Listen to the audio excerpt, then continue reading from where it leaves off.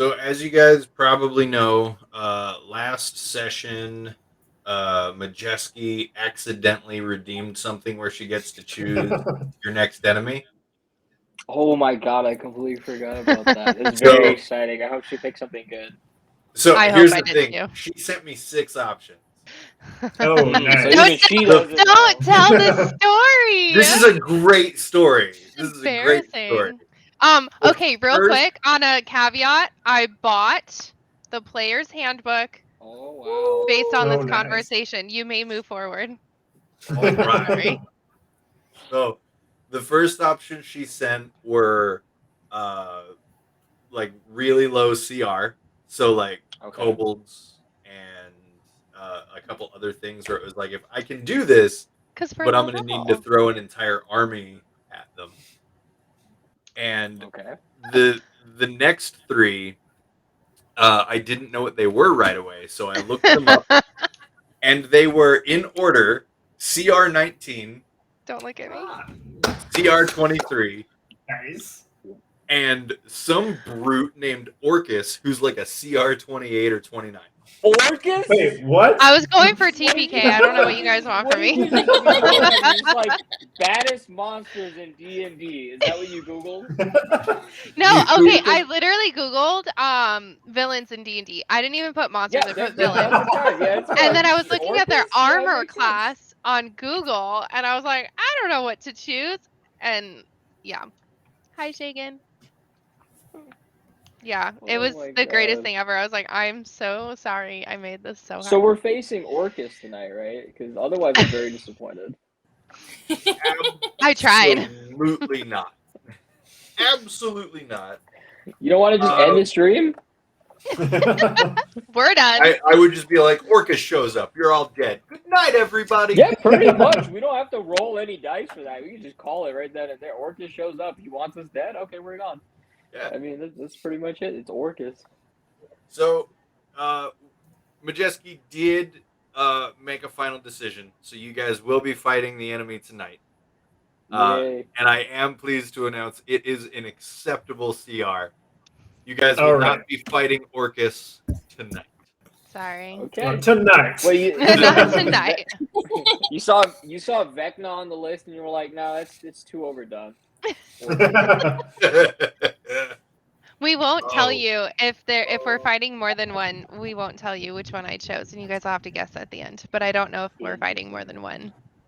Okay. Entity. Whatever the weird thing is, you guys that was you. might be fighting more than one. There we go. It all depends on how fast Roland burns down the city. Yeah. Wow. Okay. That's actually kind of. It depends on how quickly you guys can get through Majeskke's favorite enemy, or. Oh, she's a ranger now. Nice. You guys die. Well, so that's what the reward was. It was. Oh, really? That's what it's called. Or my. I didn't know what I was redeeming. It just asked me if I wanted to redeem it, and I said yes, and then here we are. Yep. Man, I gotta get more. That's the best way to do like things. A third screen so I can do this. I have my character sheet on my little computer. I have like the thing on my tablet. I need another screen so I can watch the Discord or the Twitch chat, so I can participate and redeem my favorite monster, and then watch us all die horribly. Because I'll pick something that's like, oh yeah, that CR seems fair, and then it's like, no, it's not. I want to show you how broken the CR system is. I didn't even know to look up the CR system, so. Oh, it's okay. It's garbage anyways. I was gonna More say of a that's suggestion. what happens when you it leave. doesn't make sense. Oh, really? Okay. Yeah, I mean, it does, but it doesn't. There's some monsters that it makes sense, and then there's some monsters like, wow, that ability is a little too OP. I'll just throw some flying snakes at the level 1 party. It'll be totally fine, right? But you can't hit them. I mean, if that's what you want, I'll do that. No, I'm thinking like I can't remember what it was. It was like it makes sense. It's like CR wolves, like wolves are like CR 1-8, but with pack tactics, if you actually have like 8 of them for a level 1 party, full level 4s, like it's awful. Like you will kill them.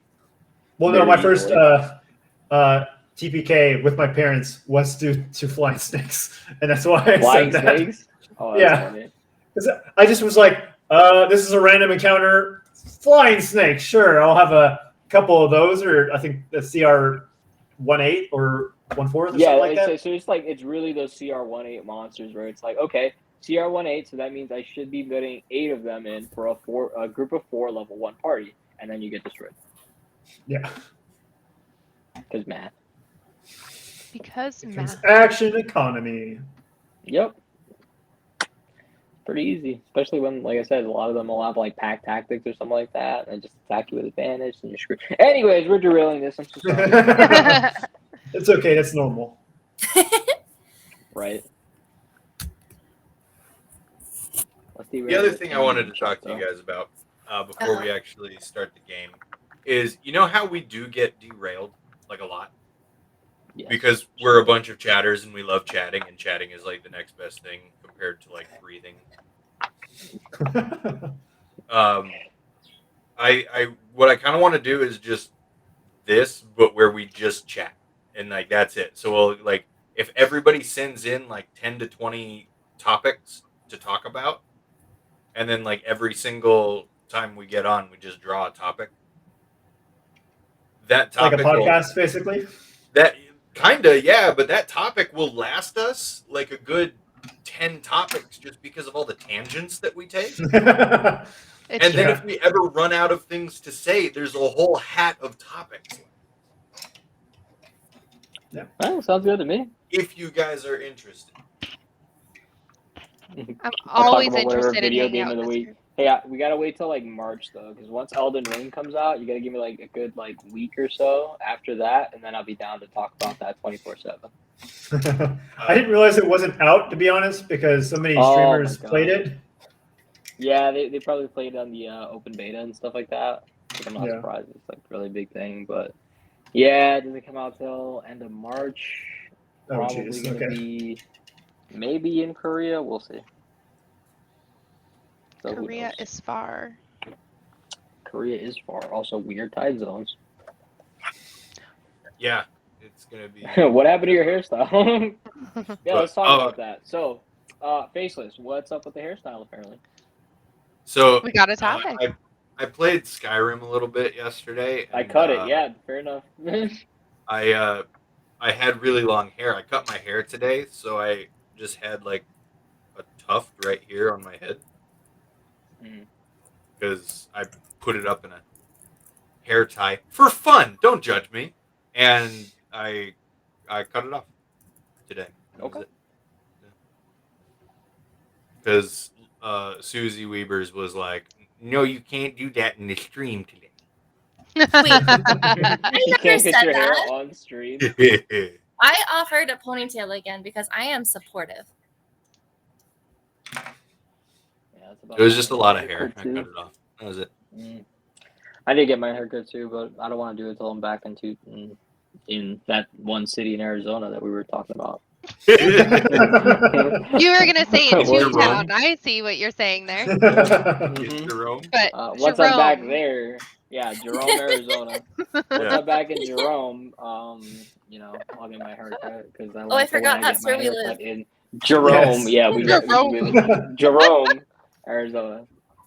So yeah, once I get back there, I'll be more than happy to get my hair cut. Till then, I don't even know where the fuck Jerome is. Somebody like quizzing me like, "Hey, where's Jerome on a map?" It's there. It's not like the actual city is really small or anything. You can narrow it down. There's like nothing in Arizona. Period. There's like 3 cities that anyone actually knows. Yeah. I once was on a flight. Jerome is not one of them. And I was sitting next to somebody, and they're like, "Where are you from?" And this is before I moved up here. And I was like, "Oh, this is where I'm from." And he's like, "Oh, you guys ride horses out there, right?" And I was like, "We also have cars." In other news. Everybody just has their horse license. Yeah, you get basically it's like Pennsylvania Dutch or like any of those things where like you completely just don't like any technology over the 1800s is just non-existent. So yeah. Just don't drink and horse. You don't want to get an RUI. An RUI. I kind of want to see you get pulled over by like Amish police. Do they have a siren, or is it just somebody making a noise? Yeah, that could be interesting. I actually saw less horses when I moved to Arizona than I did in California. I think I saw like a total like 2 horses when I was in Arizona. Yeah. You don't really see them unless you're actually like in the stables or like on a ranch or something. I'm curious what the crime rate is in like Amish places. It's definitely not as high as Arizona. For sure, but like they have to have crime. What do those court cases look like? I think there are so many jokes we all just filtered through. We were like, Bartholomew Jebediah, you are hereby charged with stealing a pie off of a windowsill that had been cooling there for 5 minutes. How do you plead? Not guilty. The blueberries on your face say otherwise. We're going to be stoned. Whoa, hang on, whoa. Wait a second. Turn. I was like, I took a pie off a windowsill. Like, what, 10 hours of community service? Like, it's small stones. Small stones. Wow. They do 1d4 minus 2. It's fine. Oh, okay, I'm sure I'll be fine. Oh, God. What was I thinking? Freaking... because you gotta get a jury of their peers. What does that look like? Do they just have to bring a whole bunch of Amish people into like a court case, like a courthouse they've never been in before? Do you assign them a public defender, or do they have their own lawyers? This is an interesting system to talk about. I'm not sure. I can email my aunt if you want. Are they tried in like Amish law or Amish court? Is that a thing? I think that they do have like. They'd have to abide by like the law of the land, the law of the state that they're in. That's what I mean, the law of the state. But their own territory, they'd also have like a subset of laws within. Ellie has an answer. I have not researched it fully, but during this conversation, I thought it was interesting. But it says in the Amish world, there's crime, but no punishment, only forgiveness and salvation. Oh. Okay. That's the title start off there. If they had I'm going to Amish America to look. So you can have your pie and eat it too. With the blueberries. We don't even need to play. That wins. Majeskke wins. Mic drop. Breaks the headset. I know. Well, oops. Man, we'll have to look this up later just for kicks and giggles. For kicks and giggles. So going to that Fortnite thing, I've actually heard like a lot of times people hire like Amish people to like build a barn or like a house or like anything for them, and they do it like super quick for like dirt cheap, which I find insane. But the only drawback I've heard from them is like then you actually have to install the electrical system yourself, which does kind of suck. But I mean, come on. Have you watched those time lapse videos? I've seen the Family Guy clip. Yeah, that's my only reference to it. It is that quick.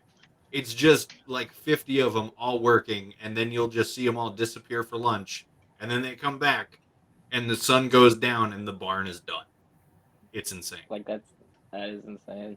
Oh. They are surgical with their lumber. They have it down to an art, and I find that very amazing. I respect that greatly. I wish I could build anything aside from like Legos. Same. The secret, yes. We find out the secret favorite enemy today. You do. You do. I chose a really good secret, I think. Everybody is level 4 now, right? Yes. Yeah. Let's get to that secret. I want to get there. Okay. I'm playing with new camera angles. Hopefully better camera angles, but we're gonna. Yeah, it makes your hair look shorter. Good. That's a good one. Thank you. Ooh, all right, so this is where you guys left off. This is where you defeated the giant rat with a tail hand thing, and also the giant gray dwarf who sounded almost exactly like Roland. That's just that dwarf sound, it's the accent. Not Jersey accent. Philly. Bannerin currently stands before a giant portcullis, a giant gate. Is it a metal gate that I can see through? It is not a metal gate, but that's the first word that came to my mind. It is made of wood, and you are not able to see through it. I was about to say, do we need to throw something at it? Because in our history with mimics, but okay. I have never. Just kidding. It's made of wood. All right. So we're walking up to the portcullis, and I'm sorry, Vanner, you said you looked through it and you looked at the portcullis. Can we see like what's through it yet? So that way we don't just. No, it's just like a wooden slab that I can't see through. Okay. Is there a crank or anything on the outside that I could see? You do not see a crank on the inside. Also, with your knowledge of just kind of how fortresses and castles are built, that would be really bad protection. Yeah, it would be. But I just wanted to make sure, We don't know what kind of ship they're running.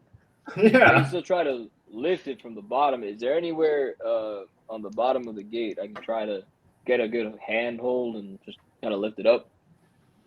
There is not any space where you can get your fingers under so that you could lift. Damn. Well, fire worked before. You guys got fire? We can always just knock. Yeah. I mean, I guess, but if the city's under siege, I wouldn't open the door. I don't know about you.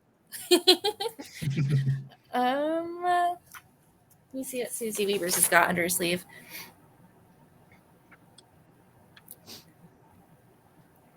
Yeah, I don't do the thinking so good, so it's gonna be up to you guys. Okay. And you said there was no crank or handle or anything?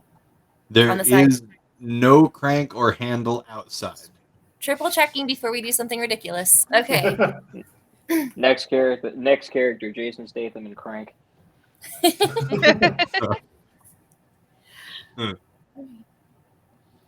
Don't tempt me, because I will. Shoot up massive amounts of heroin. No, it's just a couple grams of coke. I should rewatch Crank. That was a good movie. Crank was a good movie. Crank 2 was garbage. There's Crank 2? I don't even know they made a sequel. Dude, there's a scene where they make it look like Godzilla, where it's two dudes like doing like the big Godzilla walk, and one of them is wearing a giant fake Jason Statham head, and the other one is wearing the same fake head but for the bad guy, and they're just fighting and they're swinging at each other, and it's so dumb. It's so dumb. What the hell? Okay, that sounds like a trip, but I kind of need to watch that because I can't believe that's real. It's worth the watch just to say that you've watched it. That scene sounds incredibly insane. Almost sounds like a fever dream. Crank is a movie. It is indeed a movie. Yeah, it is Speed, but on drugs.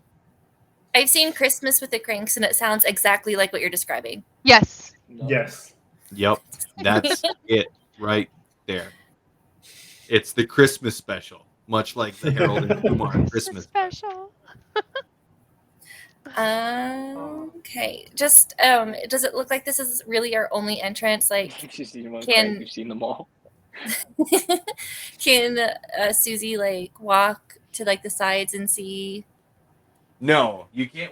Okay, I see it now. You're on a bridge flanked by water. Yeah, sorry. It looked like for a second with my angle that the concrete going along it was like a ledge, but never mind, it's not. Yeah, it's a sloping wall. A sloping wall. They thought about this. Yeah, they did. You could try. You can always try.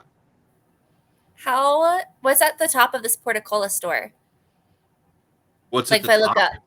Yeah, does it look like I could climb over it if I wanted to, or is this like straight up wood, like very smooth? Yeah, so it's not straight up wood. You do see like the little metal rivets that hold the door like together, right? So like on the other side of the door, you can probably guess that because of those metal rivets are beams of wood going horizontally, and those metal rivets are connected to those, just to keep the door intact. But they are incredibly small, and they don't offer you much grip. Above that, it is a you can see the palisades.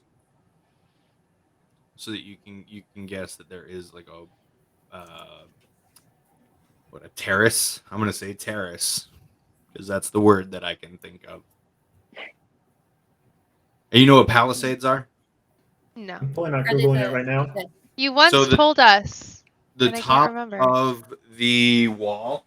You see how like there are these squares? Yes. It's that stone wall, and then the palisades are the part of the wall that comes up, allowing people along that walkway to be able to look through opening and then fire arrows down below. So rude. Well, it's rude when you're the one who's below. Nowhere big enough for us to fit. Is it like an overhang, or is it like, so is the wall, the palisades, like flush with the wall, or is it there like an overhang? There is a little bit of an overhang. It's hard to measure because the top of the door is about 20 feet above you. And then it looks like the palisades might be as tall as 30 feet above you, but it looks like there's about 2 feet of overhang. So altogether, how high is like up, like to find purchase on something? How high would that be? Like from where you guys are now to the top? Yep. Roughly 30 feet. Based on what you can tell. So could like Susie Weber's tie some rope to like I know that probably won't work, like to an arrow, and we try to climb up it? Oh, yeah, you can try anything you want. I can try whatever I want. I'll just listen the process. Cool. Does it look like there's a good hidden place I could try to shoot the arrow? So then all of a sudden we don't have 50 arrows shooting back at us. You want to shoot it in a hidden place? Not in a hidden place, but like I don't want to like do. It's an arrow. Everybody who's up there potentially. Like, is there like a good spot that maybe isn't? She doesn't want to declare war. You see lots of stone. Oh, is it? So it's stone up there, you said? Yeah, the only wooden part is the door, and everything else is made of brick, like very large brick, stone, and mortar. Okay. So, and you said we could maybe climb that because it's rocky? Rin just said I could totally jump that. That's great. How nope. Sorry, go ahead. I believe that Rin could jump that. I just wanted to throw that in there. You could always try to climb. I always try to climb in my real life. Okay, so I think I have a Dungeoneers pack, and that comes with a crowbar, but I don't know if that would be helpful on the door. Oh. Because my strength is a -1, so I'm not strong enough to do anything with this crowbar. But if the DM allows it, I pull out my crowbar and hand it to Rolling Stone. You successfully remove a crowbar from your inventory, and with my permission, you hand it to the dwarf. So, how exactly I use this thing?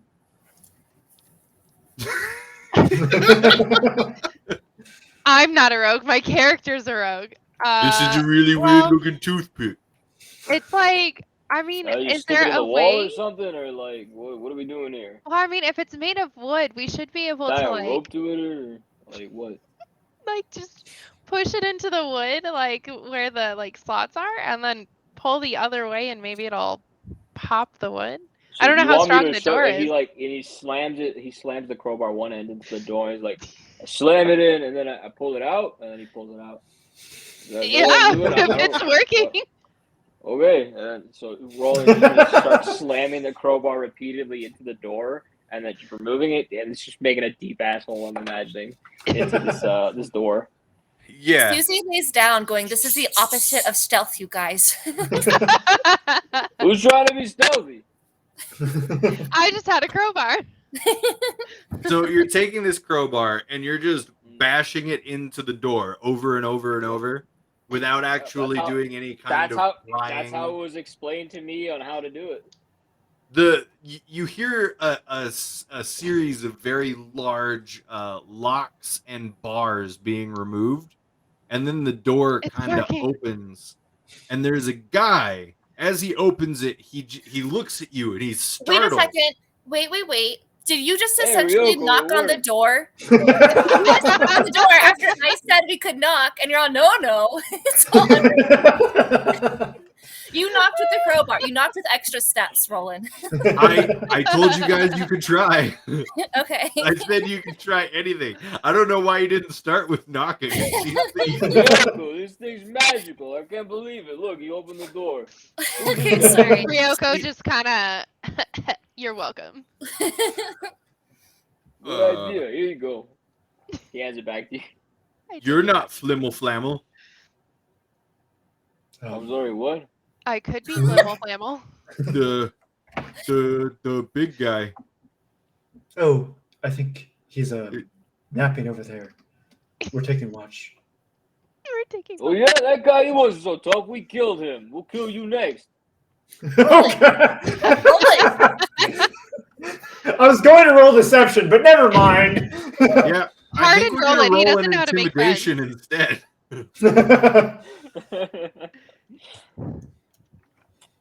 Roland is a bit confused as to where we're going with this. 13 on that intimidation. And if it mattered, I got a 12 on my deception. I love that. I could just let you in and you could not kill me. Okay. That looks a good idea. That sounds good to me. Can I leave? No. Sure. He just runs right past all of you guys. He barely waits for an answer. He just runs. Wait, we might ask some. All right. I think we've seen why the city's under siege so easily.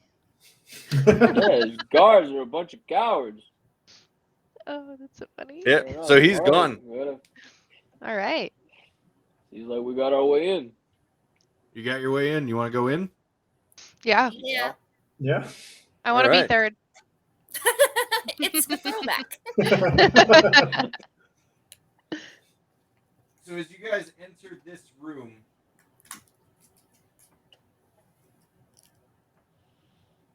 the stench of death immediately hits your nostrils.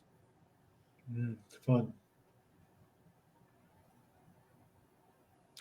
Does it smell like a death we've smelled before?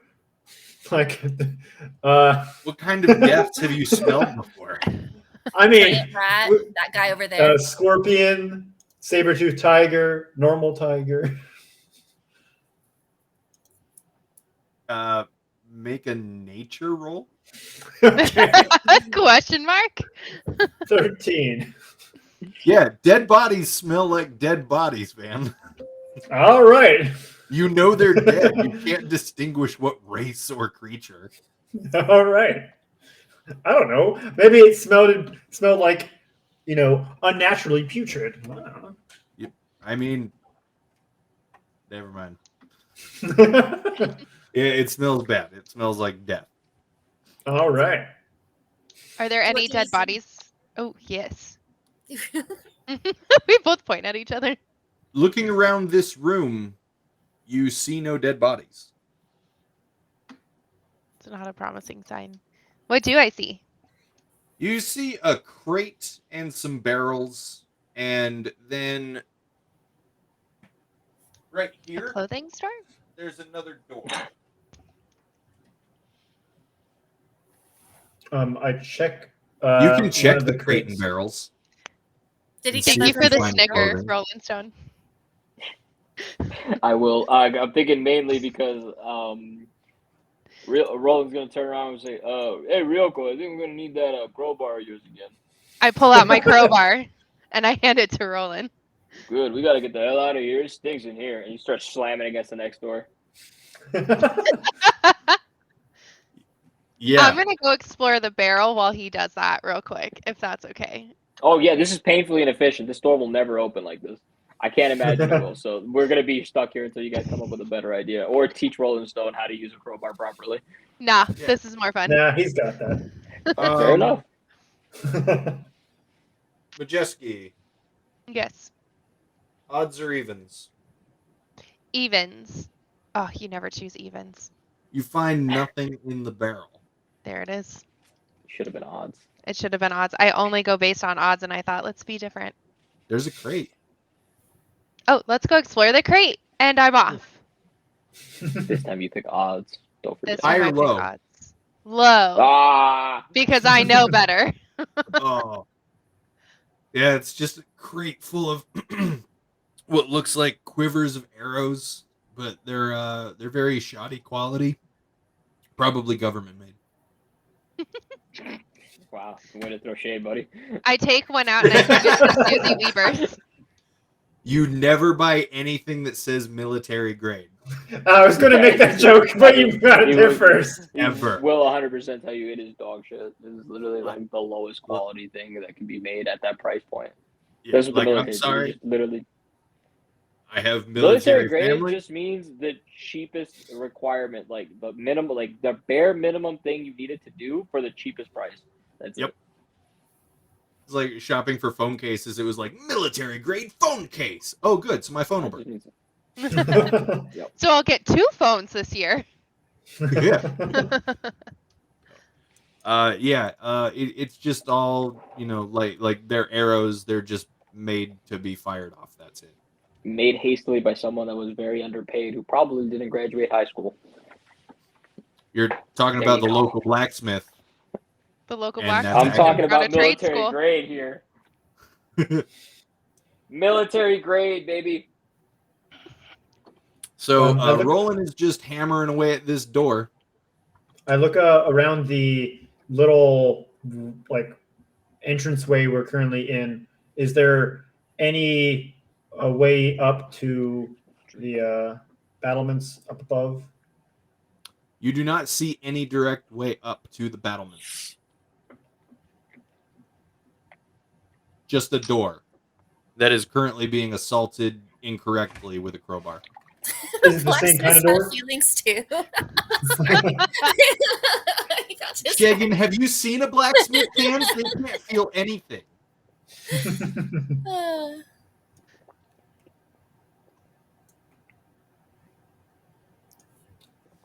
Does the door look like the same door that we came into? It looks remarkably similar. Yeah, probably made of the same material. As he's hitting it with the crowbar, he's actually not even making very much of a dent. Like, there's not much damage.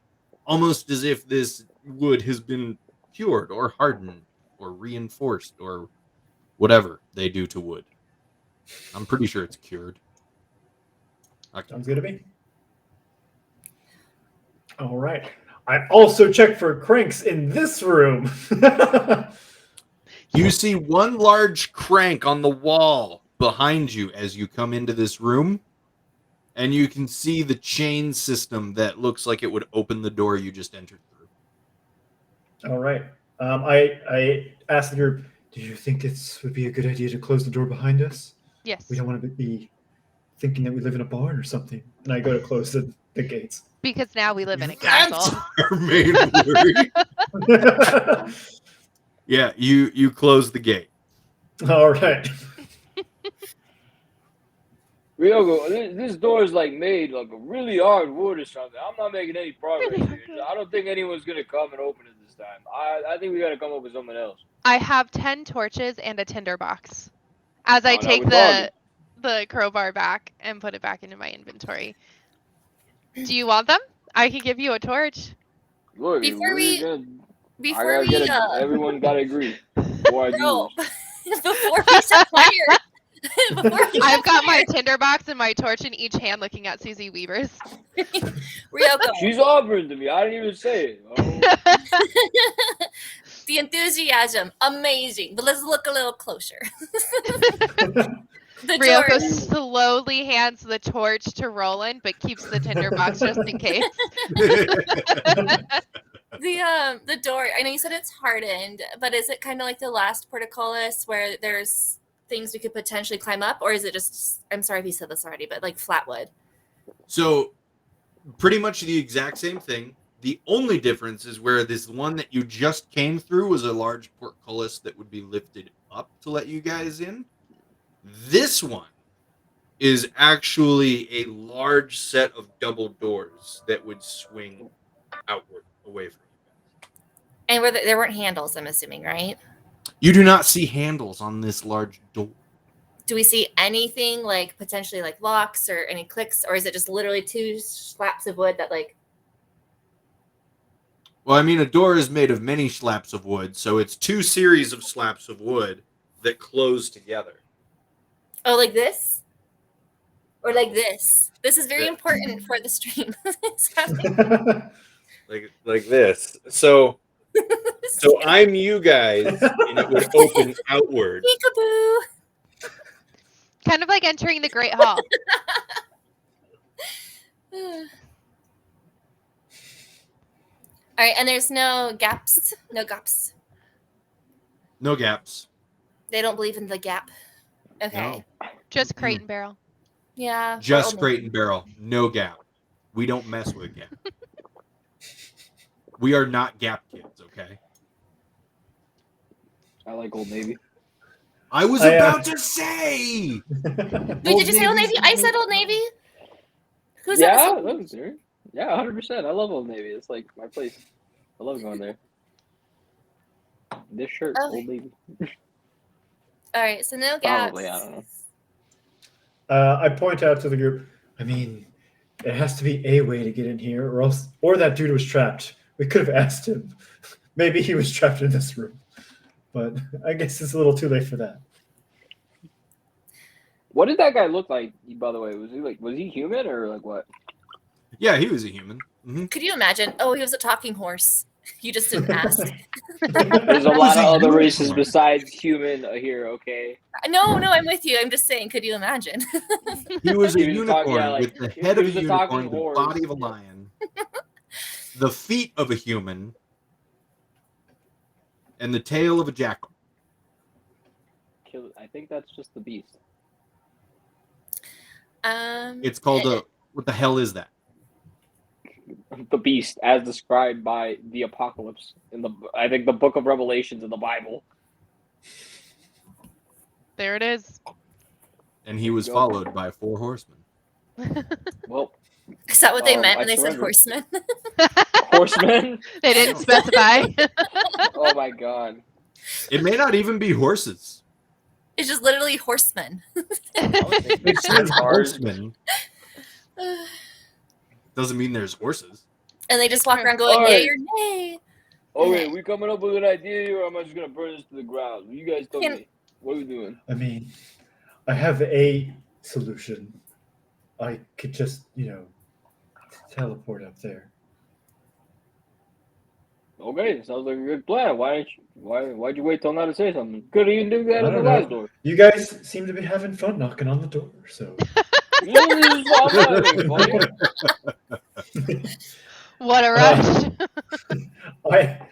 You said it was 30 feet up. Is it still true in the little area? Okay. I use Misty Step to go up and teleport onto the battlements up above. Like the battlements in front of you? The battlements above the door that the double doors. Yes, in front of me. You see a crate and some barrels. I checked the crate and barrels. Okay. Which one first, crate or barrels? I will check the barrels I'm standing next to first. Okay, you check the barrels. Odds or evens? I will say evens. Yeah. So what you find is like a leather cowl with a sewn-in leather face mask. It's not really your style, but it's cute. I will just look at it and kind of just set it off to the side and check the. I said the barrels, so the crates. Yeah, you want to check the crate? Yeah. High or low? I'll go high. Yeah, you open up that crate, and inside is just like a very bulky looking suit of armor. There are several dents and scratches on it. All right. What does the armor look like it's made out of? Metal. All right. Do you know metals? I mean, I've heard of them before. Yeah. But there's like ACDC. I mean, is it leather or? It's plate armor. Okay. Iron Maiden with the jokes. All right. I'm going to. I think I have 50 feet of rope. Should. Yes. I'm going to go ahead and tie the ropes to one of the palisades and let it down into a little courtyard thingy that everyone is standing in. Oh, okay. Yeah, so everybody's. Right, I mean, I could do it the easier way, but I'm going to be safe. So a rope just falls right over the parapet. I don't know. Choose a word. Sure. It falls down to you. I walk over and tug on it to make sure it's safe to climb up.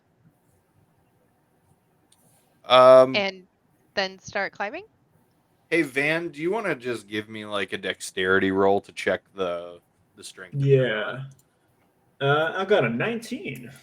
Oh, cool. Yeah. It is super sturdy. You don't have to worry about anything. I start to climb. Don't worry about it. I didn't just PM George my real role. You're all trying to keep us guessing. We all have. I guess everyone's having secrets in this game. Ryoko, go ahead and give me an athletics check. Oh no.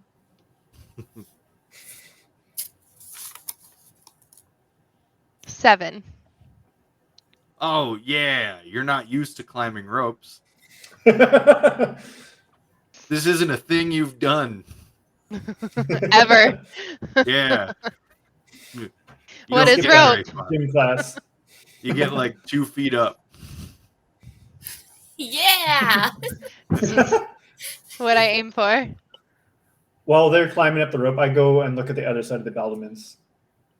Yeah, you go and you look at the other side of the battlements, and what you see astounds you. So as you're looking down, you do just see this whole courtyard. It's completely empty. There's not anybody in sight. But back here, around this corner, you can make out what looks to be like a large pile of bodies. Oh boy. Well, now. Can I see the crank from where I am currently?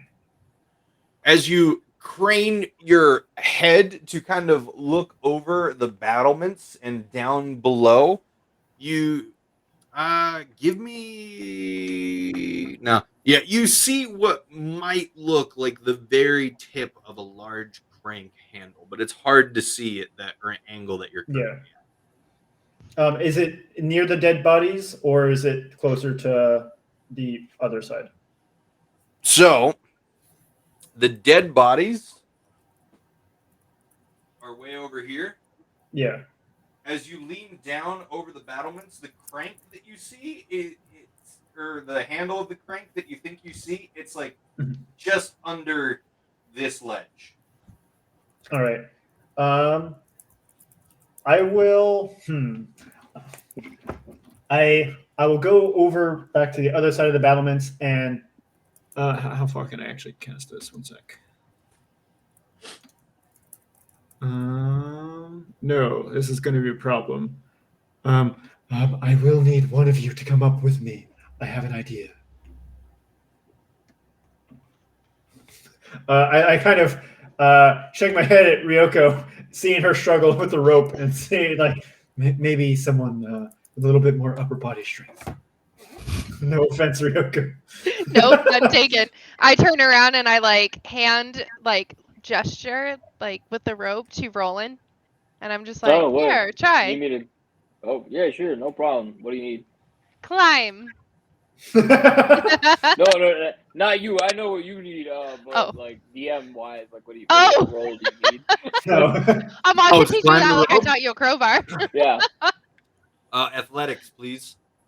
You got it. 22. Oh yeah. You've never seen a dwarf scurry rope so quickly before. Once he gets to the top, it's like, yeah, Ryoko, you just do exactly what I did. You'll be fine. Ryoko just kind of Looks a little hesitant. Why? It's easy. Look, Susie Weaver could do it. Watch. Anything you can do, I can do better. Yeah, Susie, come on, you can do it. Show her how it's done. I have similar strength to Ryoko, so let's see how this goes. You'll be fine. Okay. All right, so I start to climb the rope, but then I don't because I got a 7. It's really funny. She kind of jumps up, grabs the rope, and then you just see 2 little gnome legs kind of kicking frantically.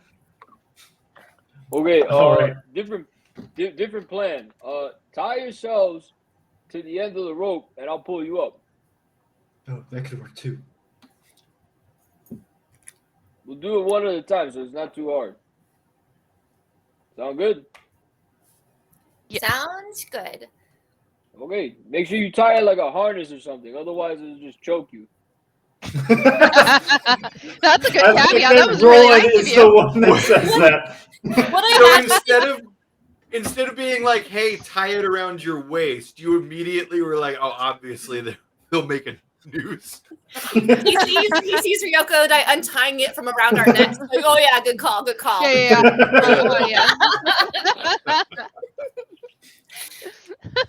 I was taught safety is a very important thing.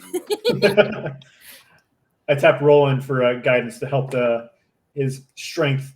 Is it saving throw or ability check? All right, man, I feel real good.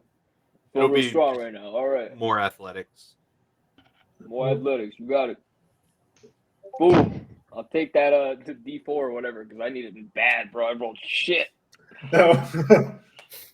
It's a D4, right? Yeah. Come on, 4.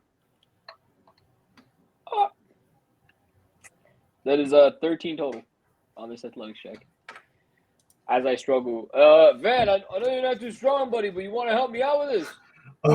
Yeah. Wait, who are you lifting right now? I don't know, whichever one. No one actually said who they were tying. Oh yeah, to the end of the rope. We tied Susie. Yeah. You pull the gnome up with no problem. A 13 is good enough. Awesome. On an arbitrary scale of 1 to 20, I'd say I have a 7. So I'm not very strong. Okay, I hold up stick arms. Okay. Yeah, that's right. Susie, you're up here. Damn it. None of you real strong, huh? Okay. She has more muscles than I do. Okay, Ryoko, I'm gonna try to pull you up, but just be real careful and be ready for a fall, maybe. All right. Sorry. All right. Don't worry about it. I touch your shoulder once again. You got this. I'm ready. All right. Roll. All right. Not bad.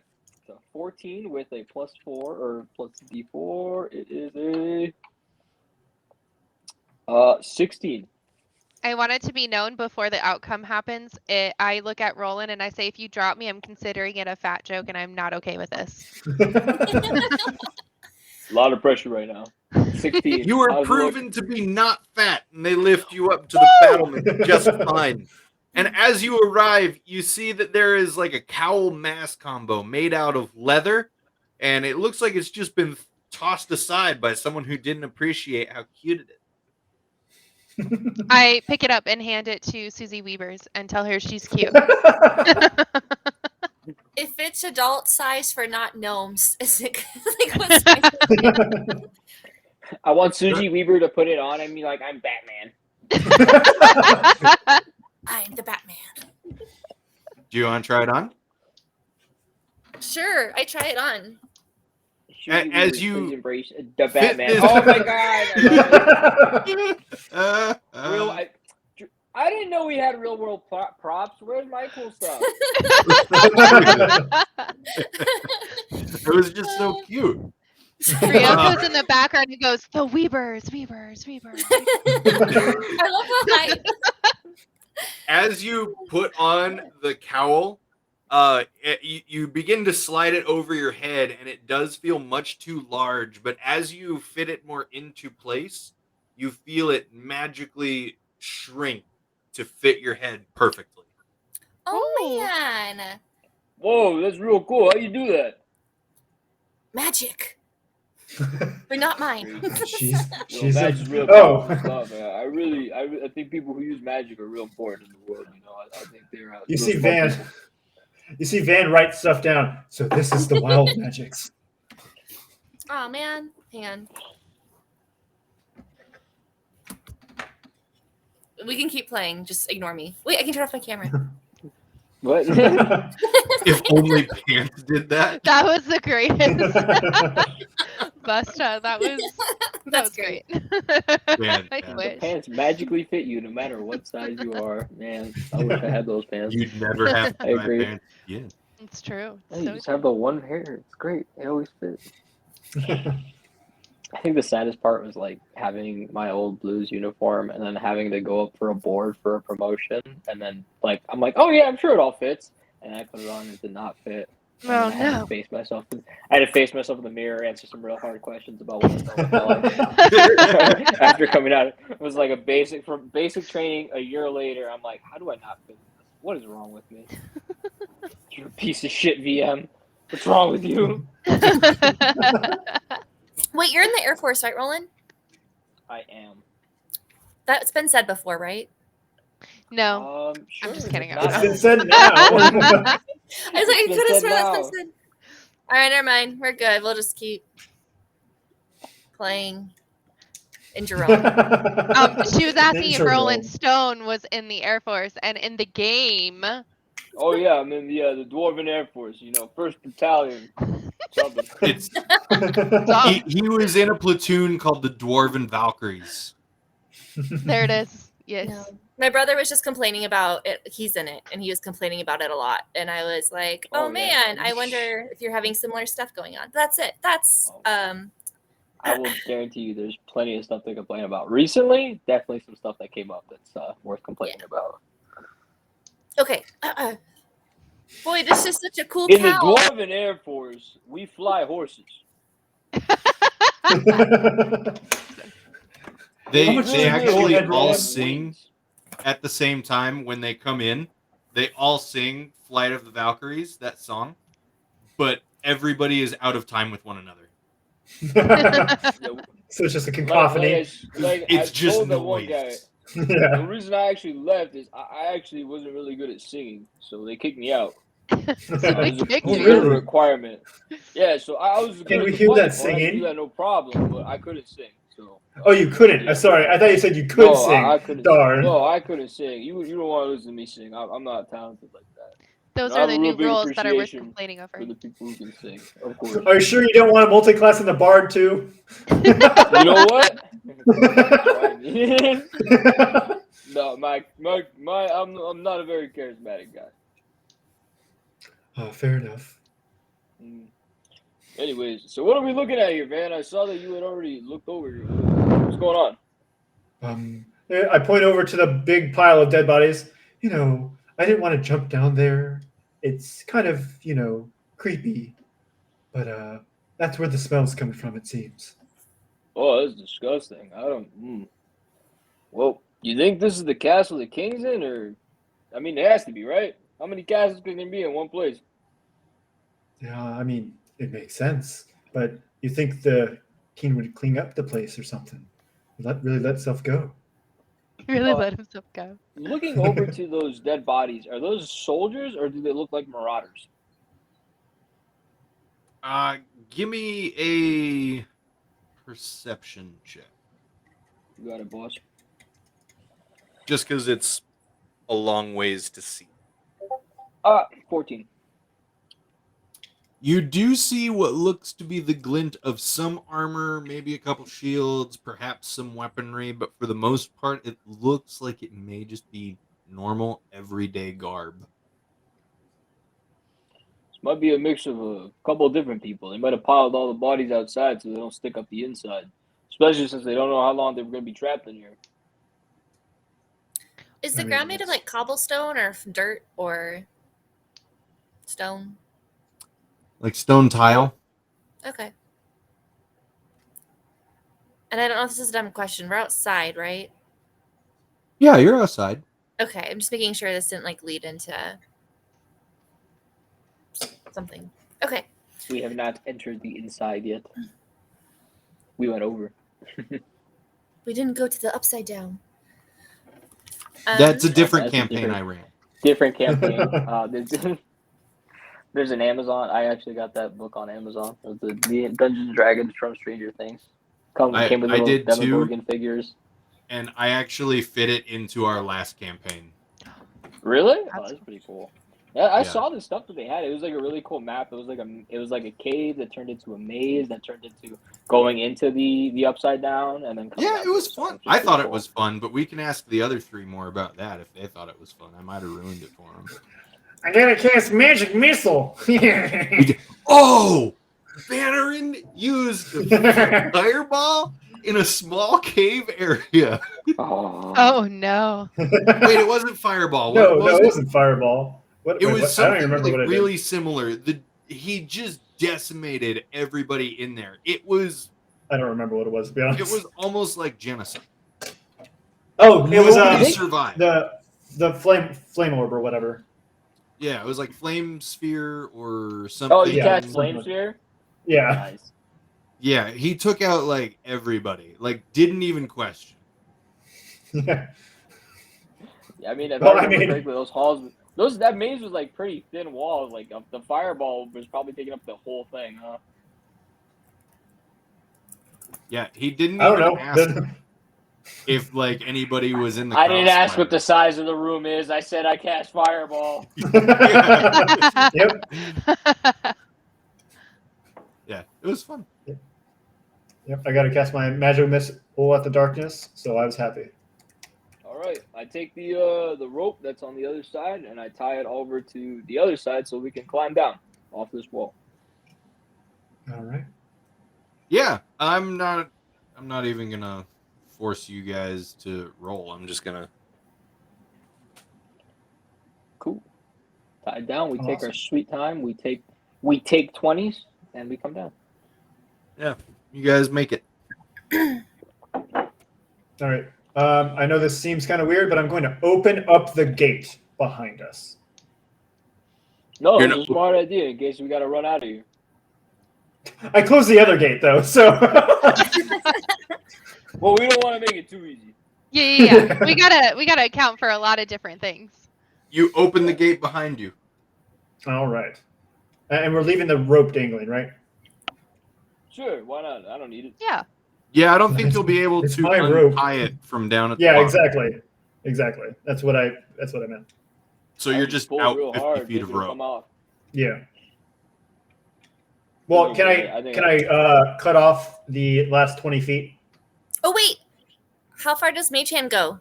Let me look it up. Unless you guys know. Sorry, I didn't make it. It's the first time I can use Mage Hand without having murder happen. I definitely think you can. I mean, I don't know if that's more exciting, but. No, I'm pretty sure she can get 30 feet. Well, if you want. Oh, it can't untie the knot though. Can Mage Hand you can just cut the rope for me? It can't untie the knot? Well, because it's too far up, isn't it? No, it's too far up. Well, no, so it's... You would lose about 10 feet. Wait, no. Forget what I said. Yeah, you can untie it. You'll be fine. Okay. I say, don't cut the rope. And then I like... Mage Hand. Yeah. With the newly magical cloak. Your Mage Hand successfully unties the rope and the rope falls down. Oh, see, Van, it's your rope. It's back. No problem. Thank you, Susie. I recover my rope and gather it back into my bag. Does it look dirty, the rope? Not particularly. Okay. I have this darn prestidigitation cantrip I've not used ever. And I'm like, I should figure out what to do with it. Van has used it several times to clean Rolling Stone's armor that he then blew up. It came off my body. You know, it's new powers. This place is very strange. It's making me stronger, and I like that. Anyways, we should keep moving. Yes, that's a good idea.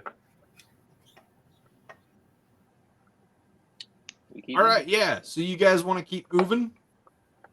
Yeah. Yeah. So ahead of you, you do see that there is another large set of double doors right here. This set of double doors does have a set of handles on them, so it does look like they would be able to open. But before you can even take steps forward toward those doors, Here it a is. door over here opens up, and out of that door, Roland, walks a familiar figure, clad in heavy plate armor and a crimson cape. Is it the king? Is it your favorite enemy, the king, Ryoko? I want it to be. Smart. You could choose the next boss encounter. I choose the guy we're looking for.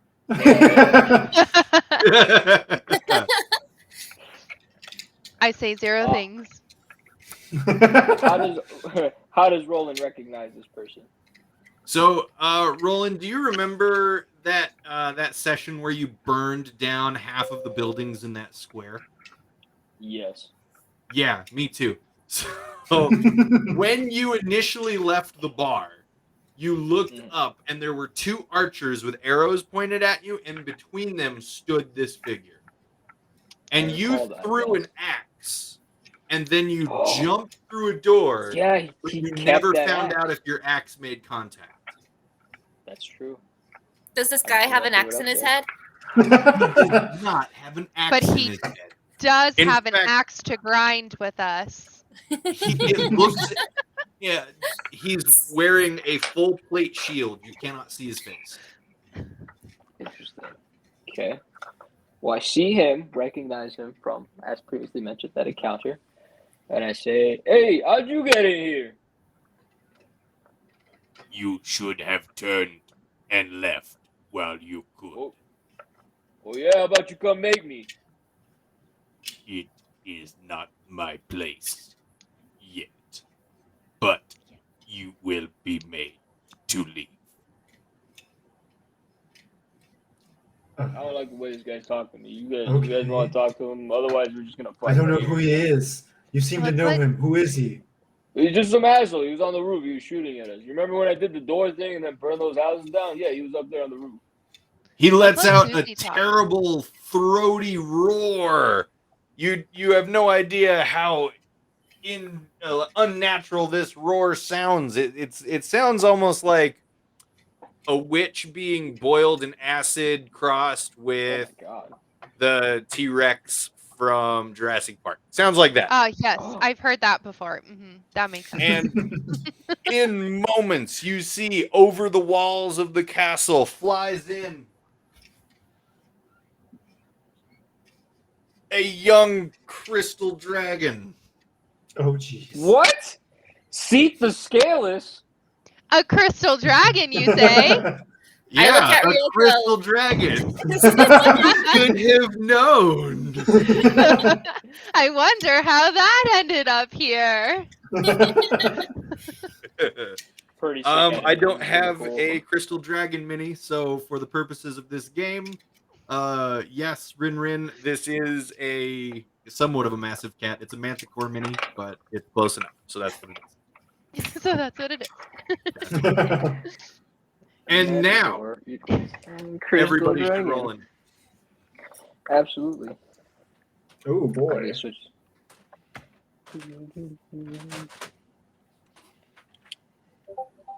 17. Ellie just came in. She must be mad. She's here to bring you snacks. Yeah. Not surprised. Oh, that's cool. Guess what? I had minis and I didn't even know it. Nice. This is why we love her. Those are, yeah. I don't know why I have those, but I do. I'm actually pretty certain that those may have been given to me by my grandmother at some point, or given to us by my grandmother. For, I think, us as like a wedding thing, but I don't know why. I think those are my dad. and I don't know why. You got minis for your wedding gifts? No. This was long before we started playing Dungeons and Dragons. That makes even less sense. We were playing Look, man. Dragons, but someone gave like me the minis first for one. my birthday. Explain. Explain. Hold on, I need a pencil. So we know what wasn't part of the gift. Initiative.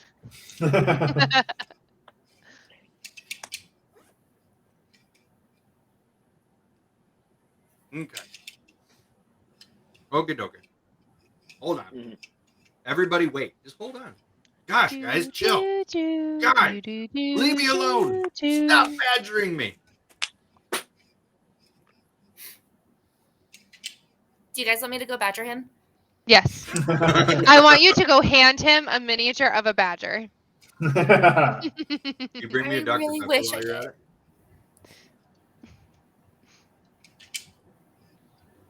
Okay. 20 to 25. I found a T-Rex roar. Oh, I didn't roll. 22. Yeah, there it is. There it T-Rex is. roar. Yeah. You hear something very similar to that. Also, just mix in the witch being boiled in acid part. I don't think I could find that without being put on a list or something. Especially with where you're at right now. Woman being burned alive. Witch attack, being apparently. boiled in acid. Don't change the sounds. The two are completely different. Is that something you're okay. Googling? Because I will take how the FBI can show up at your place under 10 seconds for 100, Alex. If you Google that. Sounds of women. If I Google that. Sounds of woman screaming, burning alive / acid attack. Sure, that'll be fine. 15 to 20. Did you get Vans? 17. I got 18. Vans. Okay. Who said 19? 18. 18. Susie, what's your dex modifier? 2. Cool.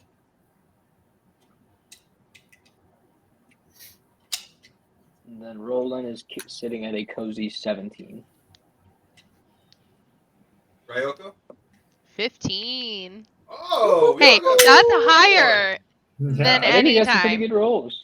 It's my new dice. They're so pretty, you guys. Good deal. Fantastic. Okay. I'm just seeing out of context, someone wrote toilet head, and I'm like, is that Pyramid Head's like lesser known cousin? Yeah, he works at the toilet store. Otherwise The known weird as silent Johnny toilet Latrine. Johnny Hey. Latrine. Don't diss my man Johnny Latrine. That's what he was calling out with toilet head, I thought. Toilet. Oh, really? Toilet. Maybe I'm I don't wrong. know. I thought he was doing a throwback to our last stream when we talked about toilet. I have no idea. I just know that if there's one NPC I wish I could bring back, it was Johnny Latrine. I wish you could too. He flirted with me. He was a very nice boy. Yeah, he died for everybody. He Died for to save everyone. your friends. And I'm all, but I got to keep my dragon, so personal choices are That's not my the most problem. important I part, forgot right? about your dragon. Azure, Yeah. I Johnny miss him. Latrine I want to look sounds for like a dragon eggs so that I can have true another hero. one. Oh, yeah, well, you can find the dragon right here. We're fighting one. I'm all, you we will now be know her mine. alternative motive. Just tame it. It'll be fine. You can always try It works. and It fail. works. No, remember the owl bear? It totally works. It did. It worked for you. It did. There it is. Do you want to try to tame this dragon? I mean, I'm scared that my team's just gonna kill it in front of my face again after That I happened. Okay, so last campaign, she absolutely like befriended an owlbear mid-combat, and it warmed up to her. And our friend Ryan just started murking this owlbear in the middle of her breakthrough. Just started killing it, and so she started attacking Ryan. It was so fun. It was great. There wasn't so any salty. tension amongst the group at all after this. Commander, have a good night. Thanks for coming in, Commander.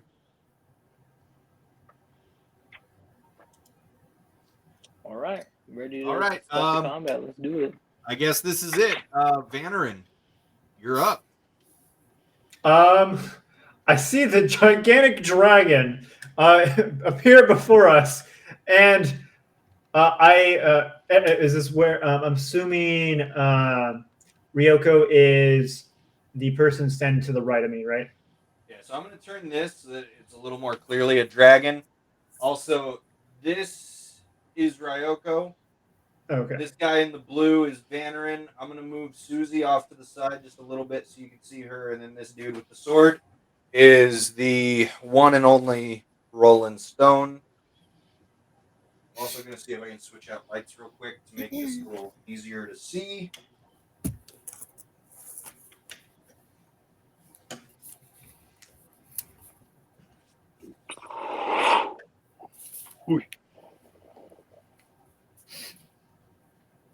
How's that? Any sleepless nights playing Pokemon? It's the only way. It's really not. I should have a healthier sleeping habits than this by now. You're only young once. All right. I'm 25. I'm past young. North side of my 20s at this point. Van is going to summons Sanadrain next to the crystal dragon. Where at? And basically, where your left hand is. Yep, right there. Right here? On basically on the bush, not in front of the dragon, on the side of the dragon. Yeah, there? Right there. Yeah. And it's going to swing. Does a 22 hit the crystal dragon? A 22 will hit the crystal dragon. Dealing 11 force damage. And then I also try to mind sliver it. So an intelligence saving throw. Okay. Dragons are stupid, right? This one is, it's a 3. Oh, okay. It takes a whole 2 psychic damage. It's only 3. Susie, you waste no time, and following Van's move, you do a thing. Yes, I do. I will then just shoot a ray of... No, I'm going to do my Eldritch Blast since I have that thing now.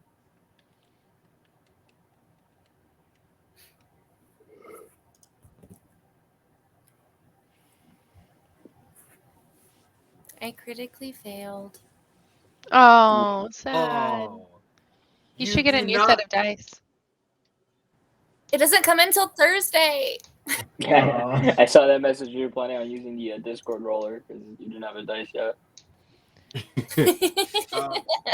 Yeah, your Eldritch Blast. It just misses the dragon. It doesn't go anywhere. The dragon. Oh boy. We're all standing next to each other. This will be fine. Yep. It's all fine. We haven't had I'm going to need everybody to make a right? Constitution saving throw. All right. Yeah. We haven't had a long rest from the last one to here, right? Yeah, everybody's at full. We are? Yeah. Yeah. You leveled up. I told you I play by video game rules. And video game rules dictate that when you level up, you are at full. So I got an 8 for my saving throw. Yeah. But I'm going to be favored by the gods. And I'm going to add 2d4 to my roll. Okay, never mind. I got a whole 10 now. Hey! I'm so glad I used favored by the gods and then rolled 2 1s. You got lucky? He got favored. Yep, favored. Favored wasn't good enough, I guess. Everybody's Constitution saving throw. Vanarin, what'd you get? I got a 10 total. A 10. Roland? 15. 15. Ryoko? 11. 11. Me too. And Susie? 11. Everybody but Roland takes 27 radiant damage as this dragon spews forth from its toothy maw a massive scintillating breath. Well, It's been nice knowing Riri. Time to Roland, create you a new take half character. that. Okay, got it. So 14. You said 27, right? Yeah. Or is that 13? 13. Yeah, Yeah, you always round down. All right. So wait, how much damage did we all take? 27. 27.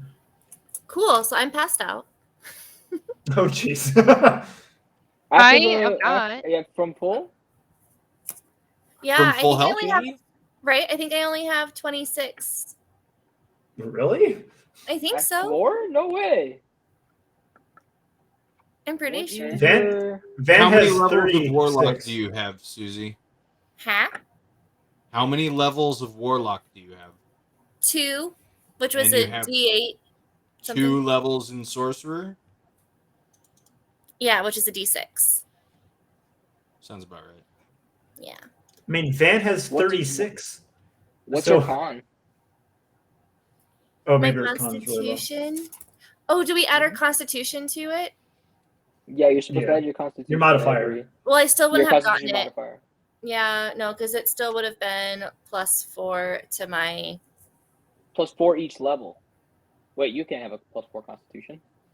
Do you have a +4 in your constitution modifier? So Just my I saving did throws. this with her earlier, and her hit points are accurate. Oh, okay. Okay. Gotcha. I don't know how Van has so much then, because he's a sorcerer through and through. Van's tanky, bro. Yeah, it probably doesn't Yeah. matter. Mine was a 9 + 4, which is 13, so I still would have gotten it. So, yeah, I'm just Okay. chilling, laying there bleeding, taking a nap. So sorry. All right. Well, you know who to blame. I'm sorry. Myself? Oh. You blame Van because he attacked the dragon first. So as the Van dragon shot breathed his unlimited power upon your weak bodies, the caped figure makes his way inside and away from you. What a coward. Coward. Yes. Yeah, he can't hear you over the damage you're all taking. But Oh, still. Oh, yeah? Really? Make sure you calculate exactly how much movement he wasted, because I'm going to catch up to the fucker. I believe it. Roland, it's your go. All right. Okay, since the gentleman has kindly exited the area, I'm going to focus all my attention on this giant dragon that is in our face. So, bonus action is going to be to rage. Since I have those right now. And I'm going to run up. How much movement is it costing me to get from where I am right now to right in front of the dragon? Let's see.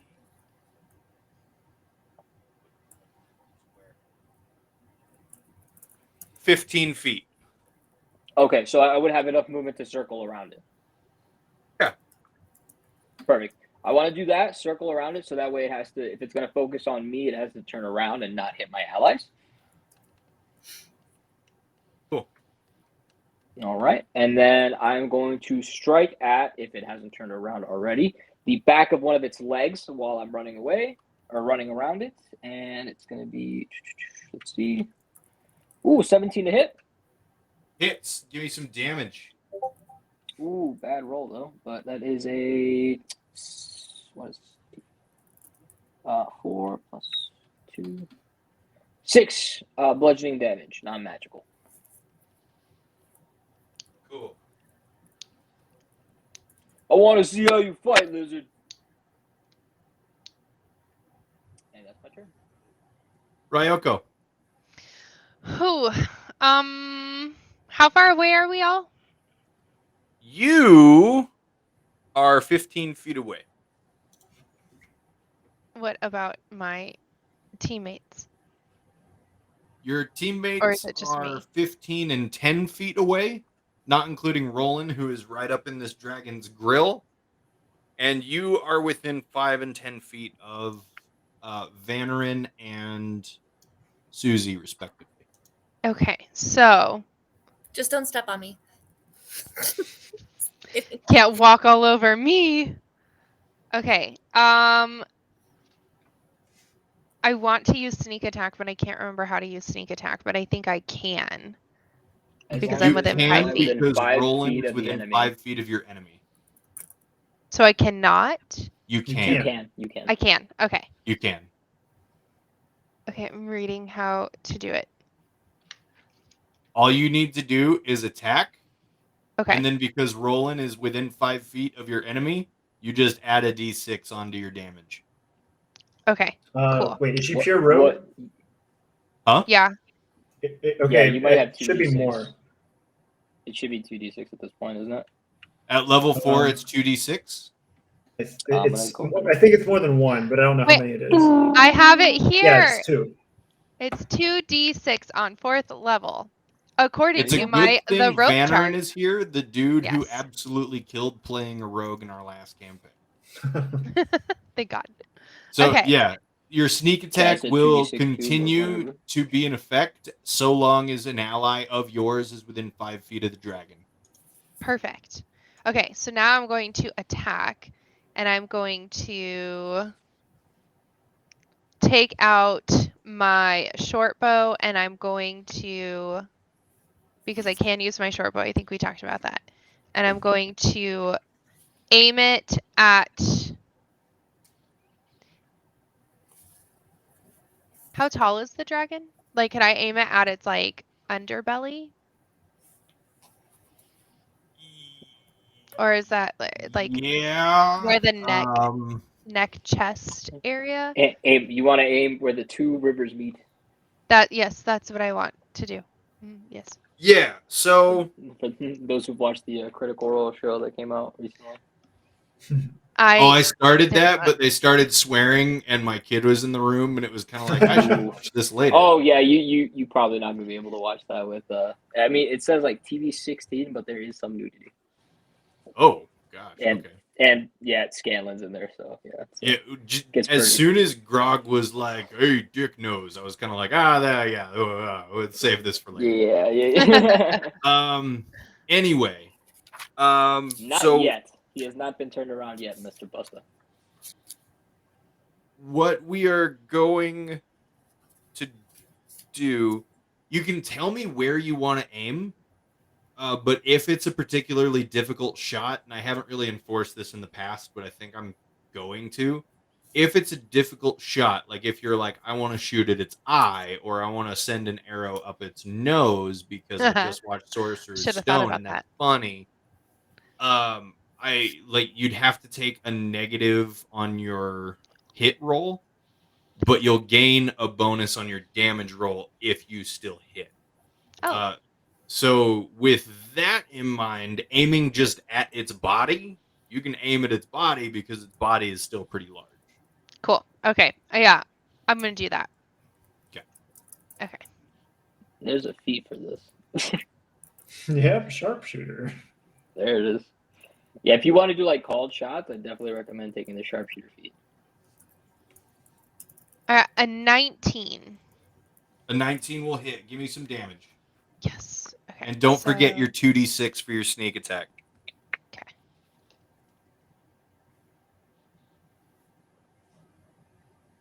Oh, I forgot to do this because Susie's unconscious. No.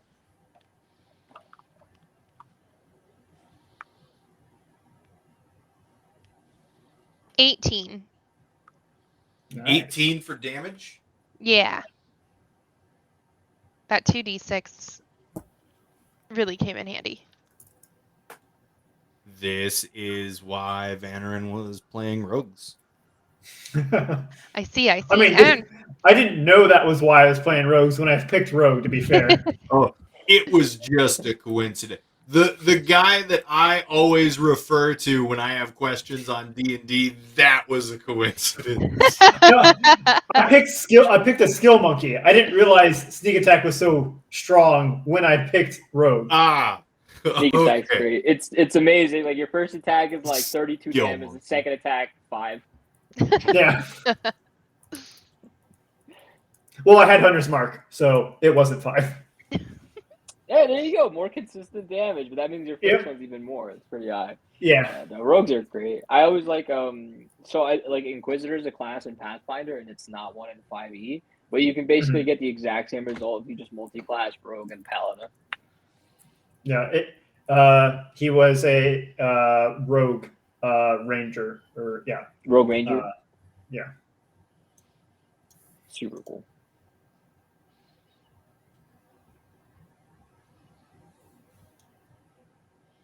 Oh, by the way, I went ahead and found some boss music from Dark Souls. Is Seat the Scale, Crystal Dragon there. Do you want me to play that for you?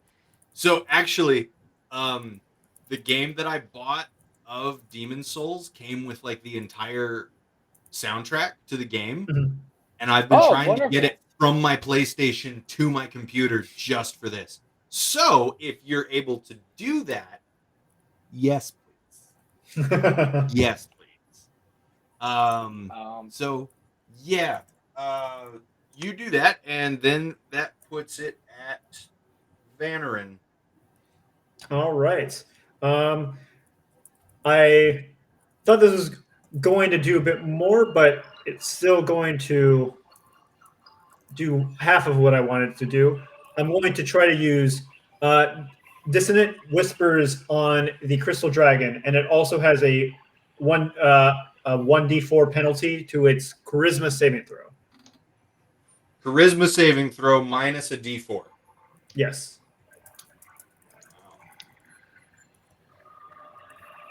Okay, so I'm just going to let you know, I'm just going to do his saving throw at a +2 because he has a +6. Is that cool? That's fine with me. All right. 14? Barely fails. He takes... Oh, no, I mean, he barely fails, meaning it succeeded for me. Yeah, Yay. I'm bummed about that. I'm a dragon. I didn't want to fail. He takes 8 psychic damage, and then he also uses his reaction to go as far away from me as possible. Oh shit! Does that mean I'm gonna get trampled? No, but he does cause the opportunity attack for you. I was hoping also for Ryoko, but she used range, so it didn't work that way. Okay. Sad. So what I'm gonna need then is Roland. Yes. Roll your opportunity attack now. You got it. 22 to hit. Yeah, 20 will hit. Once again, garbage damage. 6. Cool. So it takes that 6 damage as it unfurls its wings and creating large gusts of wind that almost bowl you all over. It takes off into the air. So you don't get to do anything, Roland. I got you an opportunity attack, okay? Fair enough. So I feel abandoned. It flies up as high as it can possibly go, and it's hard to measure, but by sight you guys can guess that it's almost 100 feet above you. Oh, jeez. Oh wow! What a distance. Oh, wow.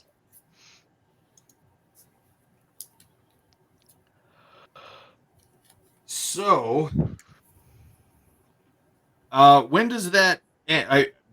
Now I just need to know, when does that end, Van? On a success, no.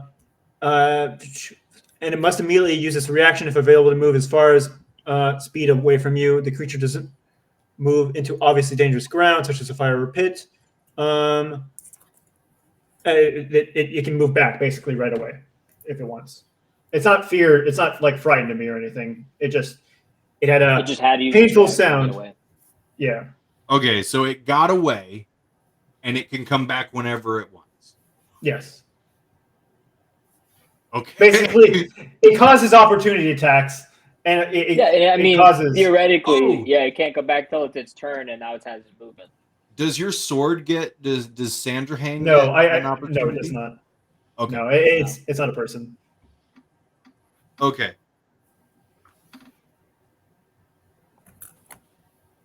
All right, cool. So I do have candy. Susie is unconscious. Susie, can you please give me a death save? What am I adding to it? Anything? You just roll a straight 20. Straight 20.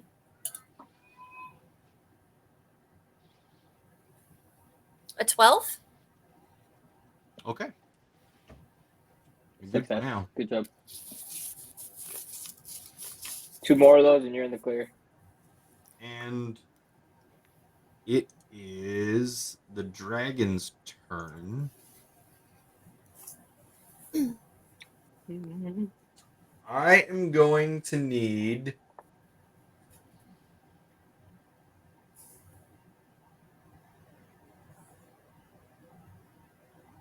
I'm debating how to do this. How far away are you guys? 1,000,000 miles. You're all still too close. Okay, I am going to need all 3 of you to make wisdom saving throws. When you say all 3, the people who are awake. All 3 of you conscious people need to make saving throws. Got it. Ooh, I got an 11. An 11? I got a 12. 8. 12. And an 8. We're dumb. Okay. All right, so here's what's going to happen. You all see that surrounding all of you, you see twisting patterns of color that weave through the air around you, and they shift and vanish and come back and in a hypnotic kind of pattern of resonance. They incapacitate you all, and all 3 of you are charmed. Oh boy. I don't remember what charm does, but you are incapacitated and you have a speed of 0. Mm-hmm. That sounds right. Yep. Mm-hmm. Yeah.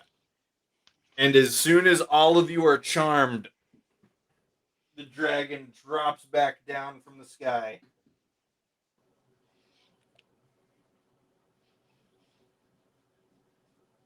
Among all of you. Mm. Wait, so we're incapacitated for how long? You are incapacitated until you take damage. Oh, I can't afford or that. Until you are shaken out of your stupor. All right. Great. I'm so sorry, you guys. No, this is fantastic. So, you have 1 person unconscious currently making death saves, and you have 3 people that are charmed. That means all of your turns are skipped. Yep. Awesome. Well, she gets to roll her death save. Yeah, she gets to roll a death save. She might get a natural 20. She get a roll 1. Me a death save, Susie. Natural 20.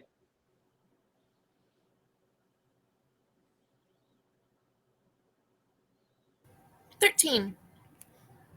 Okay, good deal. We're 2 in the green. We like that. We like that. We need Susie to roll a natural 20. If you guys want Susie to lie about rolling a natural 20, put it in the comments now. No. Proof she lied. So, as everybody is currently incapacitated, the dragon makes its way over to Roland. Sorry, Roland. I'm gonna. Does a 9 hit you? No, thankfully. How about a 24 and a 20? Yeah, those will hit. You take 4 and 7 damage. Cool. That's what, 7, 8, 9, 10, 11. 11 damage altogether. Okay. Are you still raging if you're incapacitated for any certain time? I broke that? Well, I could be incapacitated. The thing is, so when you have to take damage. Pattern, I didn't take damage and I didn't get to attack on my turn. So because I didn't do either of those things, I no longer rage. So I take full brunt of this. Gotcha. which I did. Well, you've taken damage, and the next turn is yours. Yay, I'm back. I'm now conscious because I am no longer thingy. Yep. Cool. Show off. Let's see.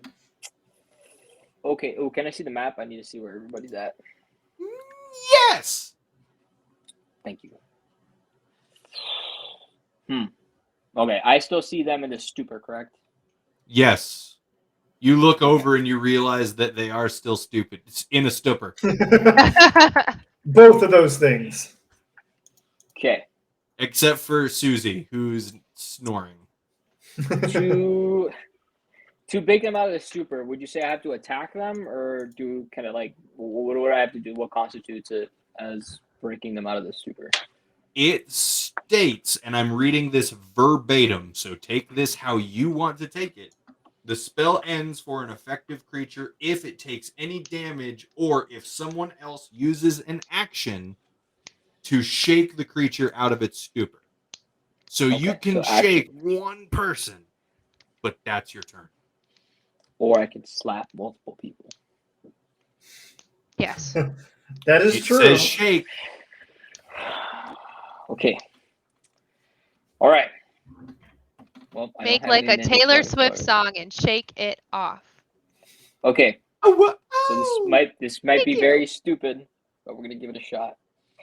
I am going to not disengage from this dragon and move up to Ryoko first. So it can go ahead and take its opportunity attack now. Actually, no, I'm sorry. Hang on. Hold on. I attack first on this creature. If I can. Okay. And this is going to be... Please hit. God damn it. So first one's not going to hit because that's an 8. So key point, Fury of Blows. 2 attacks is my bonus action. Okay. Okay. Does a 20 hit? A 20 will hit. Awesome. It's going to deal 7 damage. Okay. And here's the good part, right? I need it to make what is this?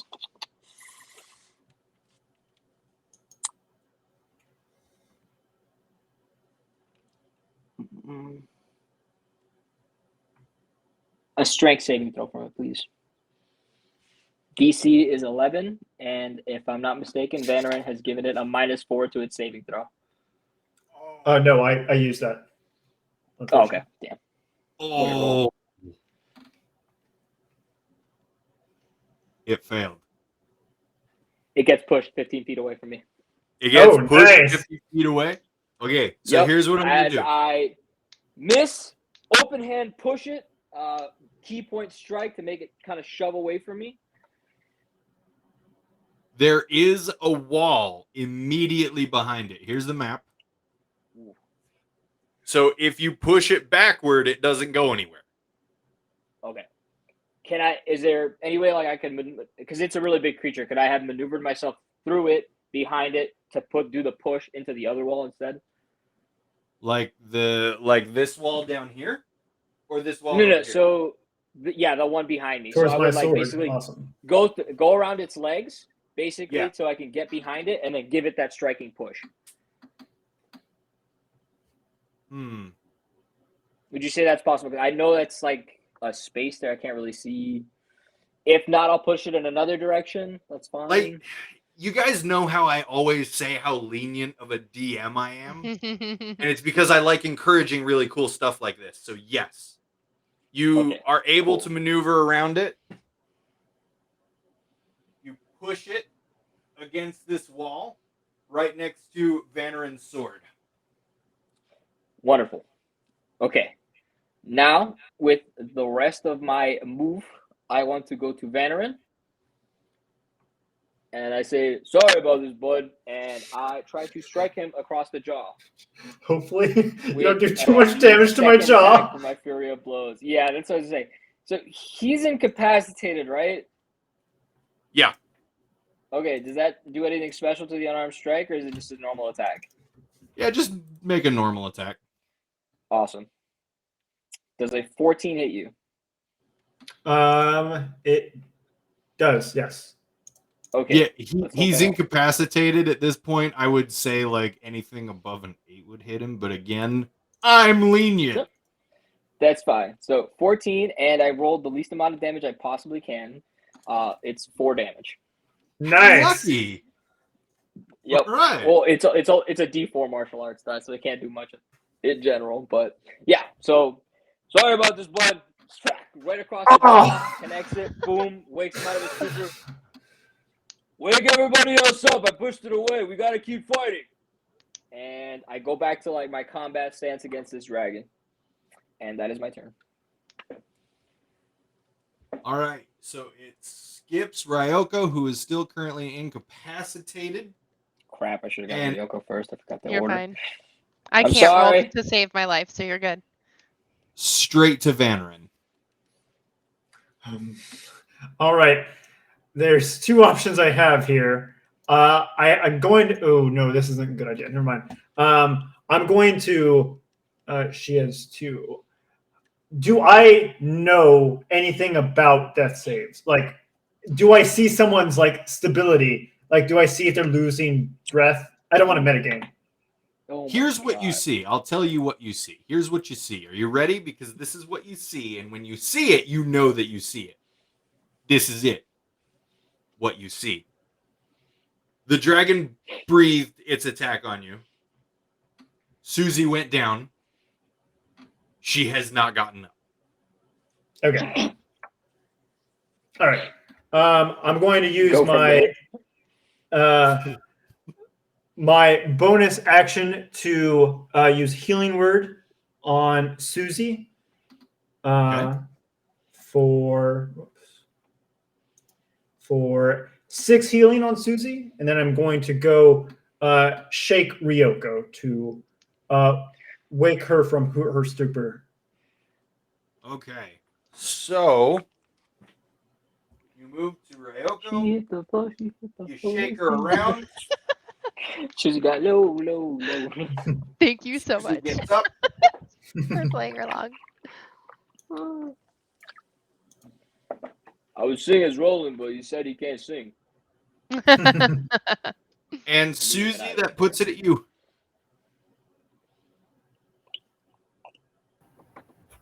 Susie puts away her Legos. Yay! This is why we love Susie.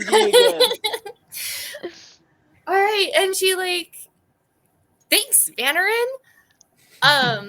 And kind of looks around, and so I see a dragon. And what is Roland right next to it? I'm right next to you guys because I just Roland is right next to you guys. I think they're all kind of huddled. Okay. Yep. Great. I should have moved after the fact, but oh well. Hey, I used all my movement to get here. I don't know what you want from me. Aww. And the dragon's still chilling? The dragon looks like it's recovering from some kind of hit. I feel like I missed a lot, guys. We're gonna die. Oh my god. Who the heck chooses these things? All right. Well, yeah, Faceless. What the hell? This is totally out of our reach. I'll never tell. So since Susie is now conscious, she is gonna like talk to her team real fast if they're huddled, and she's looking around. She goes, "Are we still trying to take down the dragon?" Yeah, we got to take it down. No other choice. All right. Can you befriend the take dragon? that as we actually don't have to do that at all. But in character, Roland's gonna want to fight. But obviously, like if you have any other way out of this, feel free to try. Yeah, Susie's not a druid, and that's what helped me do it last time. So I don't think it'll work out so great this time. That's fair. Unless, because it would be animal handling, is just right? trying one more time, then you failed, Susie. Okay, whatever. I can always make a new character. If I Rolling Stone said that. If I have gold, because dragons like gold, I'm pretty sure. Like, Oh, I'm so scared. I just woke up. Can I go, like, shoot? Don't ask me. Just tell me what you're doing. I don't want to tell you what I'm doing because I'm stalling. Tell me what you're doing. Make a definitive decision right now. Tell me what you got this, Susie. At the dragon, that's for sure. No, I don't think I can be diplomatic. Whatever. I'll go up to it and I'll like throw some gold coins on the ground and see what it does to like persuade it to like go away. Do you say anything? If the dragon understands me, sure. I'll be like, "Hello, dragon. Apologies. I was unconscious, but here's some gold coins. Can we get past?" What language do you say this in? Well, definitely not Draconic, so I don't know that language. Okay, that's all I needed to know. You throw some gold coins. I think coins. I have. Oh no, I have comprehend language. That doesn't let me speak other languages, right? Right. Pooh. Well, whatever. I committed. Yeah. Not usefully, but I committed. How much gold do you want to waste? Well, I only have 10, so how about cool? 5? You throw 10 gold at the foot of the dragon. It got expensive. Nothing. So I mean, it's kind of close to you. Van, what's the rules of your sword? Because the sword is right in between it and Susie. Yeah, please don't let your swords attack me. It's just like incorporeal to my knowledge. Okay, so it can walk through it? Hey, you can move through it freely. It doesn't occupy any space. Okay. Cool. So, yeah, the dragon paying no mind to the gold. I'm just going to move the sword off to the side, but just know that they are kind of like right there. Paying no mind to the gold goes right up to Susie and... Hey, Susie. Yeah, I just died again. Let's not go over logistics. Okay, hold on. Yeah, logistics is my job. You're gonna be like Jeff, who's like, hold on. You died, but you want to know by how much? It was 80 this, 70 this, 50 this. Hold on. Okay. Does a 13 hit you? Yes, I'm so glad we waited for that. Okay, well, I didn't know. You could have said no. No one's checking you. Because your armor class doesn't go up when you level up, right? No, not unless you change something about. Did you change your I don't dexterity? know your armor class by heart. It's 27. Okay, cool. You take 5 damage. It swipes a claw at you. Almost like no, it doesn't swipe a claw at you. It backhands you. It's offended by you throwing money at it. And so little. Only 10 gold? How dare you? The audacity is palpable. Are you dead? Probably. How much was it? I told you it was 5 damage.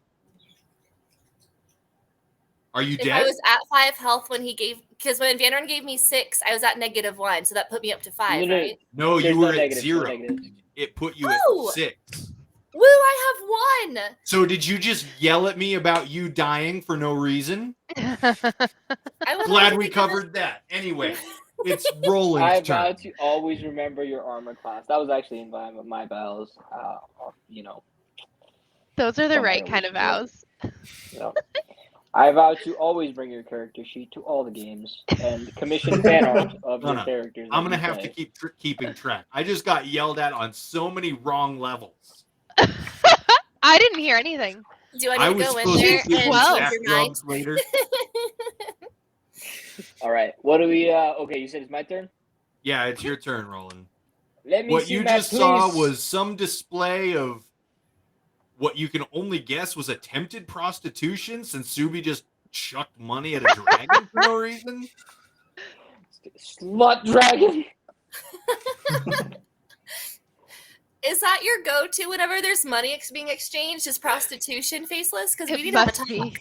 It has nothing else to sell. Do you see a backpack full of wares? Do you see a little stall that it sits at, like an adorable dragon would? That would be hilarious, but no. It has nothing. Maybe I thought it was a vagrant dragon that was like panhandling. And you threw money at the homeless dragon? Well, it's a dragon. I got scared. I'm trying to help and not die. Nah, I don't She buy can find it. it. Anyway, Roland. Yes. How many feet away from the dragon am I? You are 10 feet away from the dragon. Cool. I want to put myself between the dragon and Suji Weavers. Easy. It's done. Awesome. Bonus action, rage. Susie! Okay. Oh my god. I hit it with the unarmed strike for a 20 to hit. I'm assuming that hits. It hits. It's a good old 8 damage because rage. 8 damage. Cool. Big on someone your own size. Wait, what'd you say? Big on someone your own size. You say that and then look around, realizing there's no one his size here. Roland knows exactly what he's just his size in his heart. He's the heart of the champion. Eye of the tiger. Ryoko. I don't know what to do now. How far away am I from? Like, can I use my sword? You're 15 feet away.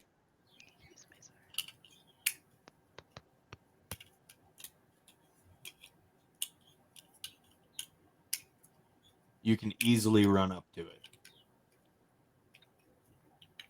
Or don't.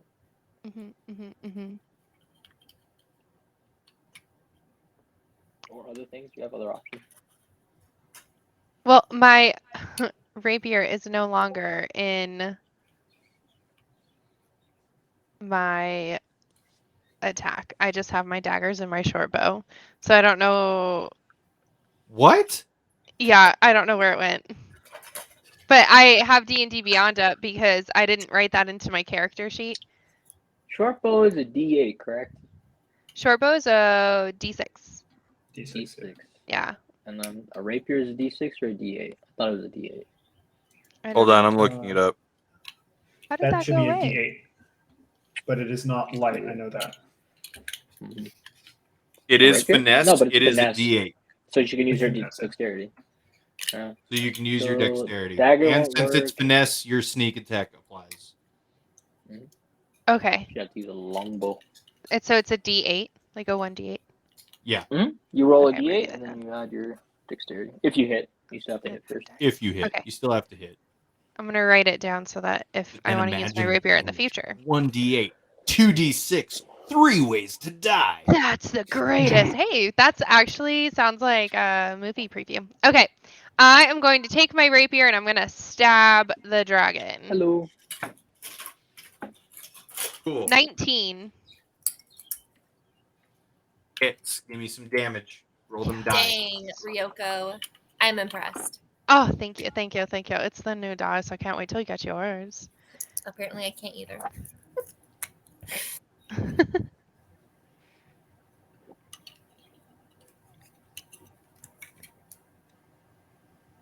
$14. 14. Cool. Yeah, you do that much damage, and it's crazy. This dragon, it's starting to look kind of bloody. Van.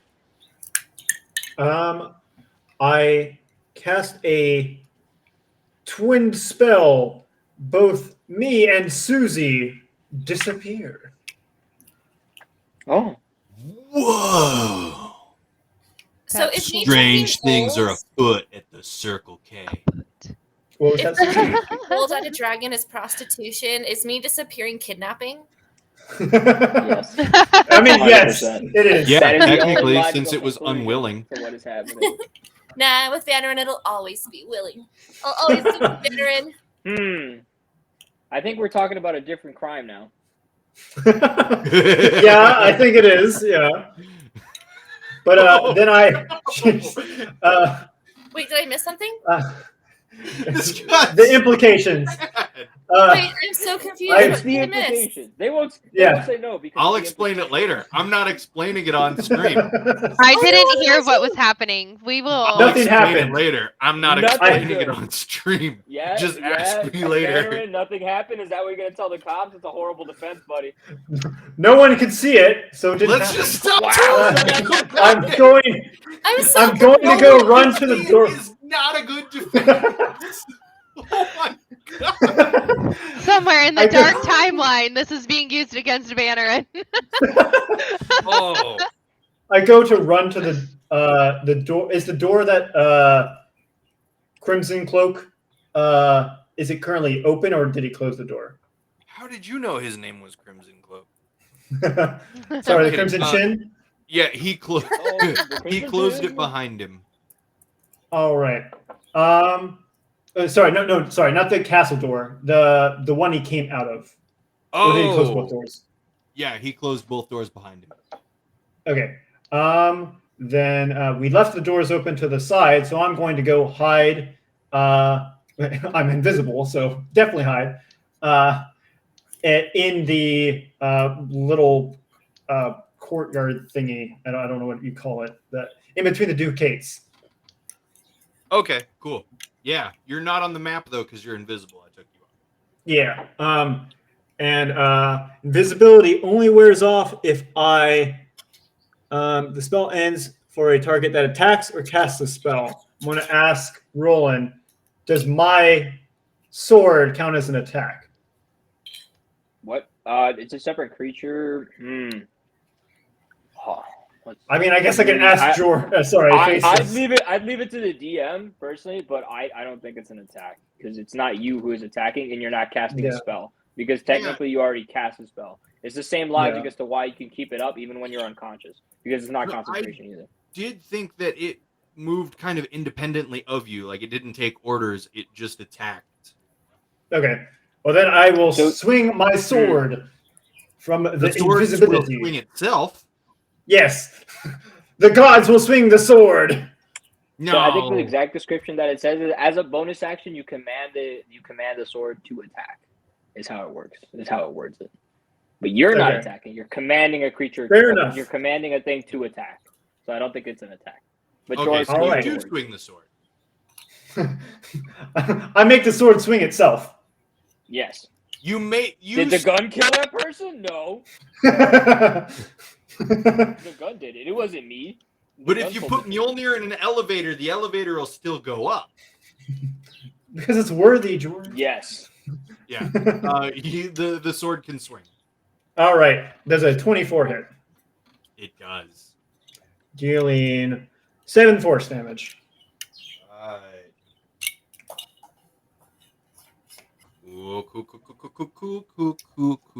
Cool. Susie, invisible weavers. Does Susie know she's invisible? That sounded weird. Does Susie know she's invisible?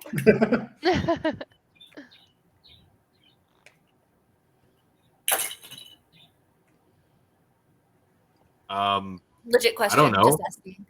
Bannerin, do I know? Like, can I see myself? Van, how does this spell that you just cast on Susie unwillingly work? Let's see. A creature you touch becomes invisible till the spell ends. Anything the target is wearing or carrying is invisible, so she can't see her, like, anything she was currently wielding. And so I'm going to probably say you can't see yourself either.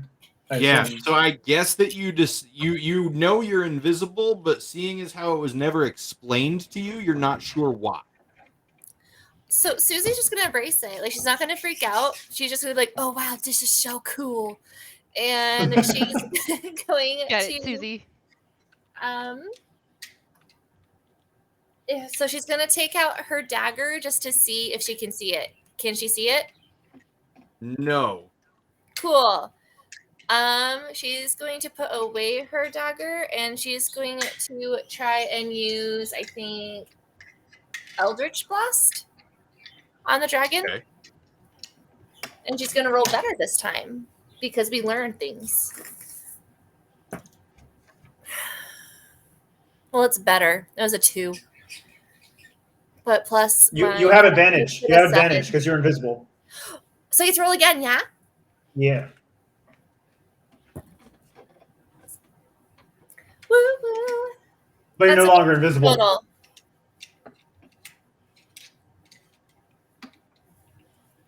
What is it? 19 to hit. It hits. Woohoo! And then it takes. Well, wrong dice. Sorry, I always mix up the D8 and the D10.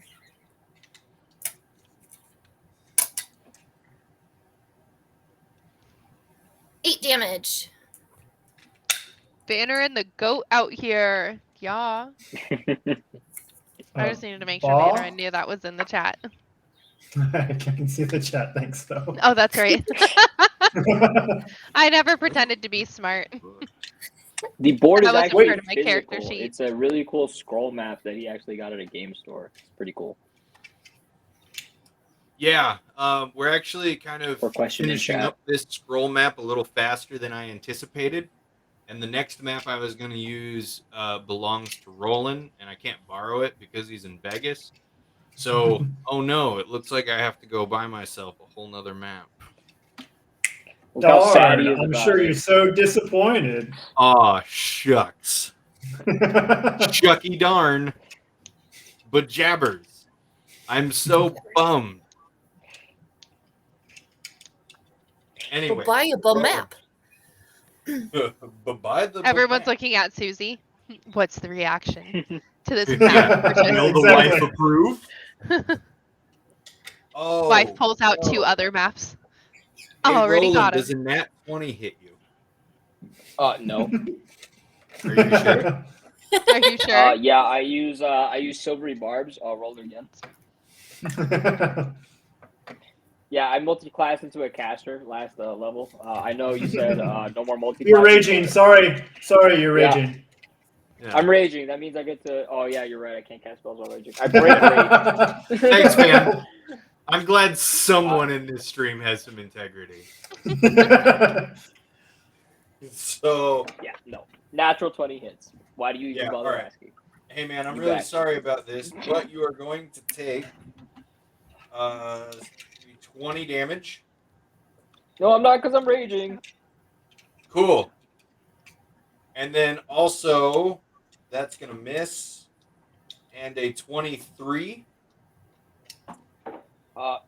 Yeah. for an additional 8. Half to 4. Let's have to 4. Yes. Whoop. I live. Oh, by the way, Faceless, Susie is back on the map because she cast a spell. Oh, thank you. She broke the invisibility. Well, Susie wouldn't know that. Yes, like she she still thinks she's invisible. Yes. Play that up. Roland Yes. Stone. Yup. Me? You've just been manhandled by a dragon. How do you react? He's going to All right. Disneyland. What? I'm going to say it on stream so people can hear me. Disneyland and Disney World are overrated. Go to Six Flags. Boom. Ooh, I love Six Flags. I'm in. Sponsor me. No. Rolling Stone is going to wipe the blood from his face as he's like dripping. He's looking pretty beat up at this point. I can go at least 3 more rounds, and he unleashes it. 1, 2, 3. It's going to be all 3 attacks. Basic attack with a fury of blows. Roll him. Just roll See him. what he can do. Boom. 13. Does that hit? No. Oh. Okay. Number 2. 16. Yes. Take 7 damage. Okay. 14 hit. No. Damn. All right. So out of all those 3 punches, only one connects. For that one, because it is part of the fury of blows, can you know what? Screw it. I'm not even gonna make him do rolls. He just can't do reactions until my next turn. No reactions. No reactions. He gets no reactions until my next turn. You got it. Ryoko. And I'm sorry. Can I see the map, please? I need to move. I mean, I suppose. Please, I need to know where I'm going. So from the angle, I can't really tell. Is there space behind him? Behind you? Yeah, there's Behind lots of him. space. Oh, behind him. Yes. Yeah, there's a little bit. Yeah, there's about 30 feet of space behind him until there's a wall. Awesome. So after unleashing those punches, I'm going to circle strafe around him, try to get behind his back. Cool. Trying to divide his attention, and that is my turn. You do that. It's successful.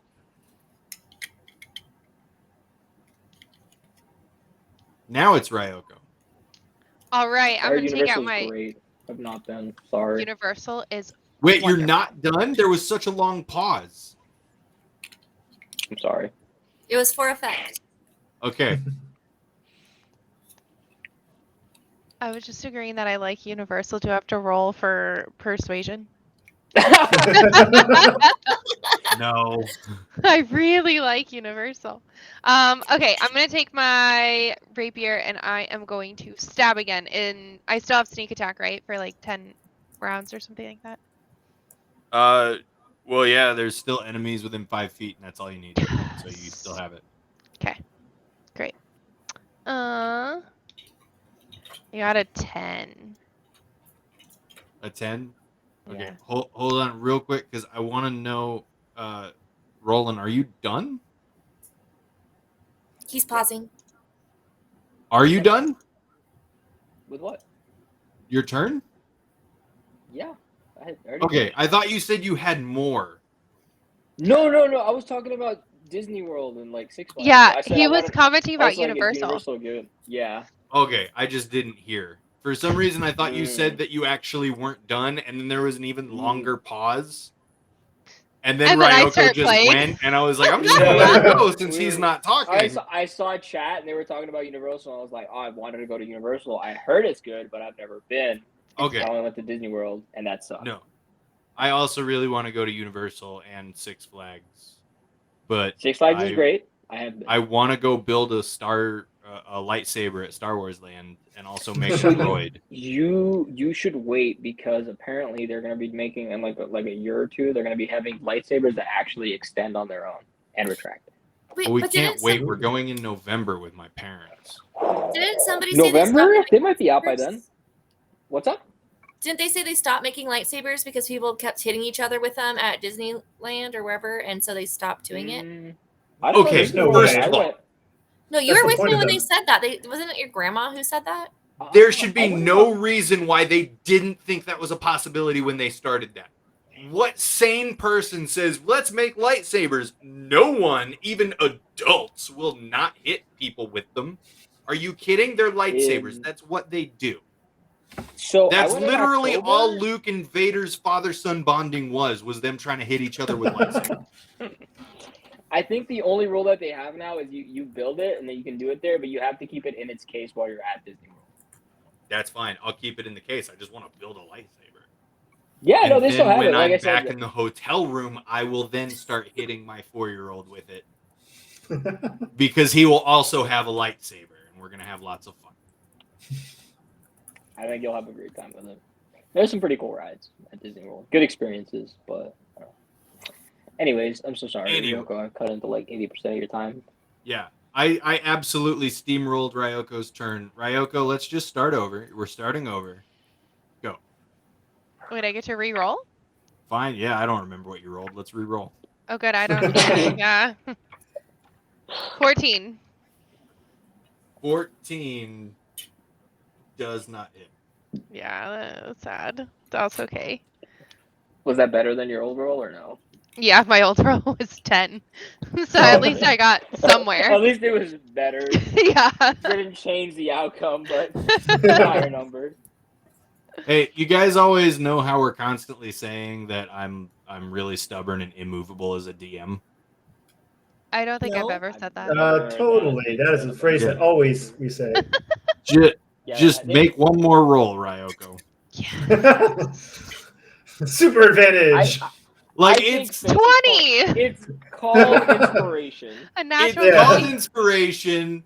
It just got its butt kicked by rolling a little bit. And if you guys could see what I see, why not give it another roll? What'd you get, Ryoko? I got a natural 20.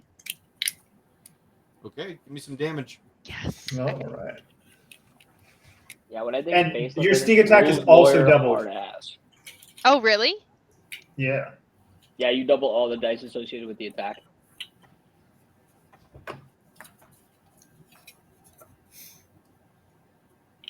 $19 damage. Describe it.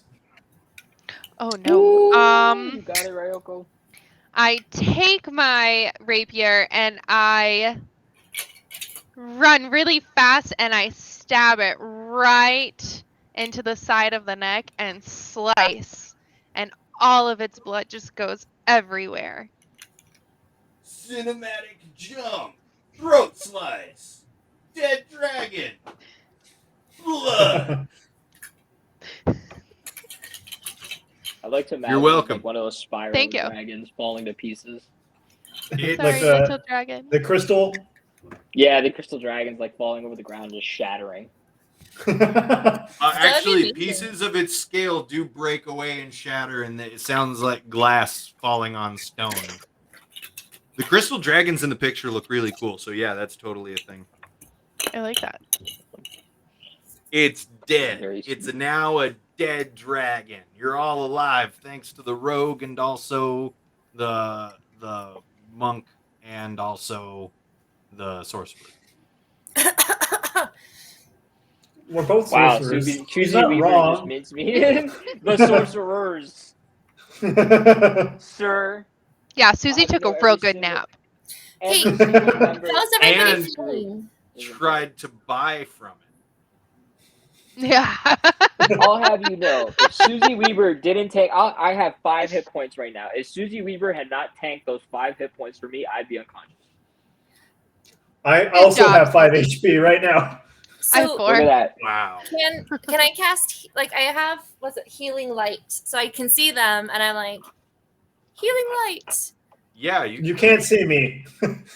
Oh. Are you still invisible? I'm still invisible.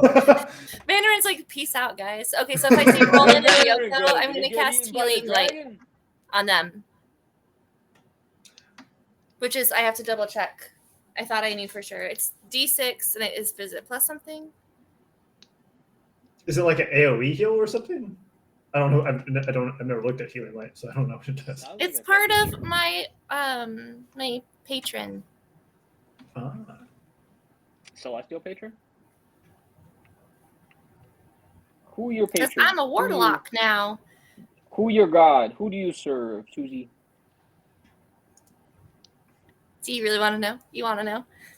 Miss Weaver? No, just the general archfey, celestial. Celestial. Fiend. Celestial, that's what I thought. I was right. Yeah. Let's find out. Healing Light at first level. Yeah, it's just D6. D6. Yeah. Yep, and you can use them whenever you want. Yep. 1 plus your warlock level. How many what warlock level you? 2? Yeah. You 2? Level 2 warlock? That means you have 2 D6s plus 1. Yeah, 1 plus your warlock. You have 3 D6s you could just give away. Yeah, that was going to be 1 for each of you. But I can't not your character voice? Yeah, I love his character voice right now. Well, because we were mentioning a Rocky Balboa in the... No, you guys were... What were you mentioning? Something. I don't remember. But now this is Rolling Stone as Rocky Balboa. This will be my next character, Slimy Marmy my dude. And we'll be nice. Wow. Yes. I'm going to hold you to that. I'm probably going to make him a Yuan T, so he's even more slippery. I'm going to play him like a used car salesman. Perfect. Love it. But yeah, you got 3 D6s. Use them as we want. You're going to give a D6 to everybody? Yep. Well, I can't do it to Vanderin yet because I can't see him, and I think it's only for people I can see. So. All right. I will. Eat it, Vanderin. I'm just playing what it says. I will go around the corner, notice the shattered dragon, and release my invisibility. Oh man, you guys look really beat up over there. So then Healing Light, and that is it's a 6. So 6. Do we all just get 6? Is that how that works? Yeah, I'm gonna say just like 1d6, and that's the total for all d6s. Oh, unless okay. And I mean, it's a 6. I mean, I'm not going to argue with it. So the way it works is you would roll all three d6s, and then you add them together, and then you distribute those health points however you want. Oh. Yeah. See, I was gonna treat it like a magic missile where you roll once and that's all 3 of them, and that way everybody could get 6. But if you guys want to go the other way, that's cool. Well, I'm just doing it. I'm just saying what it says on the thing because it's like a healing pool. She rolls for how much she has in the pool. It's like the paladin's healing. I mean, whatever it's called. Lay on hands. That's up to you.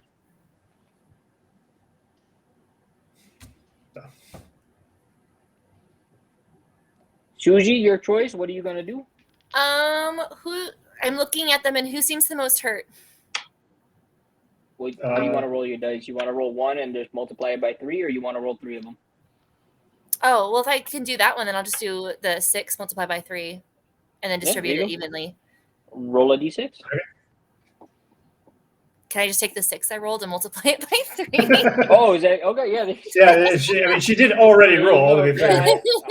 I was reading the thing. Yeah, I'm pretty sure that's what Faceless wanted to do anyway. So there you go. Yeah, I mean, I was trying to be lenient, but if Rolling Stone wanted to steamroll Stone all over me, then that's cool. Wow. Oh. Well, sir, I'm just reading what it said here. I'm not. That's telling okay. you what That's the rules okay. are or anything. Rules lawyer. Rules lawyer. Wow. Oh my God. You got 2 of them now. You asked, what is that thing? I read the description of what the thing does. Rules lawyer. All right, bad. No, don't have to. It was like I don't know this. I googled it. The book is in the office because it's not in the player's handbook. It's in his special handbook. So. Yeah, that. What book? The Tasha's something. It is Tasha's. Oh, is it a Tasha's spell? Yeah, it should be in the. It should be in the 5e spells app. Celestial? What? Well, no. According to. Oh, maybe it's not Tasha's. It's I don't know. It's one of your weird ones. I mean, according to. No, this is a patron feat, right? This isn't a spell. Yeah, it's not a spell. It's a feature from a subclass. Then I have no idea. Are you trying to correct me on what book it's from? You freaking rules lawyer? Yes, I am. Excuse me. Is Xanathar's Guide to Everything, guys? Come on. This is the boy. All right. Here comes the next one shot. Who could come up with the most annoying D&D character? I want to play. Can we play that? Who's DMing? I'm not DMing. I'm playing that one. I'm going to annoy the crap out of you guys. After that, I don't want to DM. Old man is coming back. Oh my yes. God. Oh my God. Whoever gets their character first, whoever gets their character killed first wins. That's how we'll play it. But PvP is not enabled. PvP is not allowed. You have to get yourself killed by the DM by annoying as many NPCs as you can. I would learn to DM for that. I absolutely would. Okay, we've killed the dragon. We have received a amount of healing thanks to Susie Weber pulling her weight. Thank you, Susie Weber. Susie, thank you very much. Susie Weber picks up her 5 gold. 10 gold. You threw 10 gold. I threw 5. I really. It sounds like you're picking up 10 gold, Susie, after you threw 5. So you picked up 10 gold. 15, so that's great. Wait, what? You said she picked up 10 gold. I only threw 5, but I picked up 10, so this is really awesome. Oh, you threw 5 examples. Okay. Faceless is getting scammed. Yeah. It's called hustling. Pick up 5 gold then. Oh my gosh, you guys, I'm breaking him. I can tell. Yeah, it's Dungeon Master, not Dungeon Suggester. If you throw 5, you pick up 5. If you throw 10, you pick up 10. And if I stick my right leg out, I stick it back in, and then I shake it all about. And but you didn't say you Simon are says. So lucky that none of this gold is underneath the dead dragon. I push the dragon over. I'm just kidding. Roll for strength. Oh yeah, -1. Here we go. Here's some guidance. It'll totally help you. roll it. Oh gosh, where'd it go? Well, no, now that you rolled the die, it's actually under the dragon, so you better hope you roll well. 16. Yeah, the dragon doesn't move because it's massive. Also, can we just all take a moment to notice that my wife, Ellie, has been building Legos? Hold it back up. Yes. She's been playing with our son's Duplo. I've been trying to keep it out of frame. Sorry. Yeah, Mama buys you duplexes that are Legos. This is why she's my best friend. Yes, it's a tree. Thank you for knowing that. It's a tree. Didn't Ryan spend a whole session doing that as well? Ryan spent so many sessions doing everything but playing Dungeons and Dragons. There was that one session where he and Randy both came and they were so high that together they both ate like 3.5 pizzas on their own. 2 scrawny dudes ate like 3.5 pizzas and some of the wings that they brought. And then there was another one where Ryan was just stacking books that Calvin would bring him, and he left those stacked books on the corner of the table. Of course he did. And then there was another one when he would just stack his and Randy's dice because neither of them were really playing. Yeah, I kind of played a side game whenever we had our D&D nights of let's question their sobriety and see what they were like when they showed up, just because of everything you said. They're fun to play. Alert, their sobriety is always questionable. Well, welcome to the chat, Randy. No. He doesn't look I've invited him and Ryan, and neither of them show up. Challenge accepted. I'll message him and ask him to join next week. I bet if you message them and tell them we're talking smack, I think maybe they'll join. No, I'm just gonna say, hey, you should join our D&D night and watch on Twitch, and I'll see if they show up next week. You know what? I almost guarantee that if Majeskke invited them, they might. That's because I was new to the group when everything happened, and so they haven't learned to hate me yet or say no because they're like, oh, no, I have to be polite. Like, It doesn't matter at all that you're a pretty girl, that's for sure. No, it doesn't. I absolutely should have killed Randy's character when I had the chance. Yes, you should have. I think I really messed up when I let him live. Next Letting time. people live. Faceless doesn't sound anything like you. Anyways, let's go. This was years before I met Jeff and knew that like killing characters was a totally cool and acceptable thing to do. Yeah, well, 100% is. It's fine. It's okay to say no, Faceless. You don't have to let us win. Really? Yeah, you can just kill it. The dragon reanimates. Let's go. Susie wills herself invisible again because she doesn't know what happened. It's not a spell you know. You have infinite ways to kill me, and I have infinite characters to create.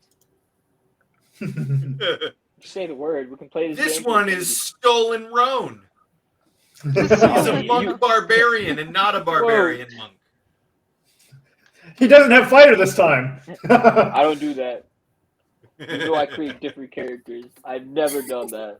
Reskin. How dare you? How dare you? How dare you accuse me of such a thing? This is Rolling Stone's other brother. It's gonna be the seven. It's gonna be the 7 dwarves. Yes. Each slightly different, but the same guy. Wait, which one is rolling currently? It's gonna be Rolling Stone, Rolling Pebble, Rolling Steel, Rolling Rock. And then... Who does Rolling Stone represent? Is what I meant. Rolling Rock. Oh, he's like 3rd.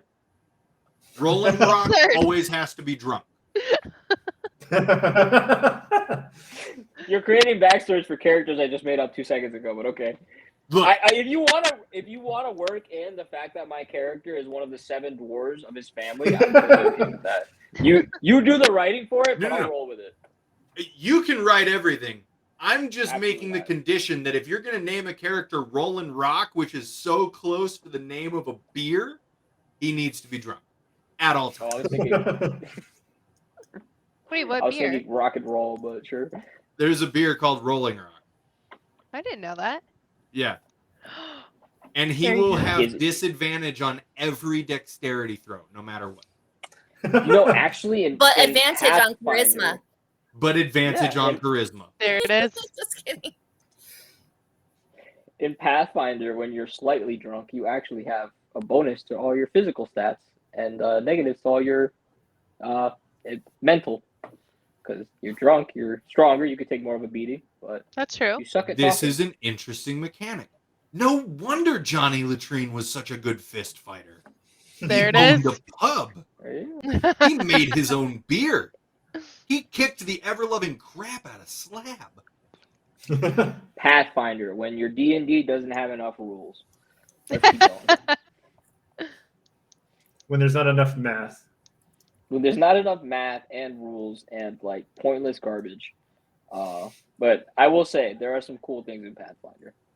Yeah, like I've wanted to try it a couple times. Then I'm like, I know 5e. I'm going to stick with 5e for right now. I went from 5e to Pathfinder, and someone told me about confirming criticals, and I was like, why are you stealing my natural 20 from me? Is basically what I was like. I rolled a natural 20. He's like, well, yeah, but you got to re-roll to confirm the. I was like, why? But I rolled a natural 20. I don't even know what that means, but I'm going to assume. So basically what it means is when you roll a natural 20, you have to roll again and beat the armor class again. Because if you don't get a natural 20. You just hit. Oh, okay. I mean, I guess that makes sense. No. Bullshit. Sense. I like my 5% chance of doing something awesome. Is that so wrong? Do you have to confirm your critical fails? Is there crit fumbles in Pathfinder? Not technically, but I have never played a game of Pathfinder with someone who didn't have a crit fumble table. Because I strongly believe I strongly believe people who play Pathfinder are masochists. But it's not bounded accuracy of Pathfinder, right? So it works slightly differently.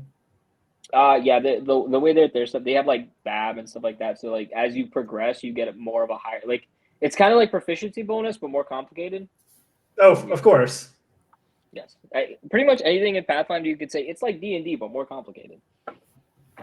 Yep. Anyways, red wizard dude or red armored kid guy went into the thing, and we need to chase him down. Pretend I said that as Rocky Balboa. Yeah, dragon's dead. And you know exactly where the man in the crimson cape went. Is there like a people or anything? Is he like staring at us through a crack in the door or anything? Or did he close the door fully? You can't see a people. All right. But the door is fully closed. The door is fully closed. It's wearing a nice pair of pleats, a very nice button-up pinstripe shirt, and a tie of paisley. Can I pause for just one quick second? No. Real fast. Okay, just because our dog has this really weird talent, and she did it again. And as you've seen, I didn't really do anything except just poke her nose. But she can tuck herself in. Do you see that? Do you see her? She has tucked herself into the blanket. So I can explain this. She's half rat terrier, and all they're built to do is burrow and kill rats. She is a burrow dog. Well, we guess she's part rat terrier. We know she's got red healer, but we think the other part's terrier. Look, she is a rat. She is adorable, and I think it's super cool that she burritos herself. But yeah, I think that's adorable. Makes me miss my dog. I wish she was here. Although she peed on my bed when I was away, so I want to kill her. Oh, and Kenobi's making friends over there with himself. Yes. He's trying to get into the closet, and I won't let him in. And so he's like, what's over here? Yeah, Kenobi was really upset. He heard you guys talking about Copper and was like, I have to appear on screen now. They must be reminded of my existence. Put me on the TV. He's all, human will feed me snack. That's literally all he thinks. Copper thinks human will leave room and will help self to snack. How self-sufficient. Okay. Ryoko. I have a different accent now because I lost it. I just need the crow. I'm saying, pause. I lost it. I need the crowbar. Oh, I pull out my crowbar and hand it. But Norin slides into the frame. One of them. All right, as Rolling Stone, I start bashing the door with the crowbar, just like I did with the other two doors. You start bashing in the door with the crowbar. There's gotta be a better way to do this. I don't think I'm doing this right. Is there like an instruction manual that came when you bought this Ryoko, or like what? I can't believe this is like the way you're supposed to do this. It's not helpful at all.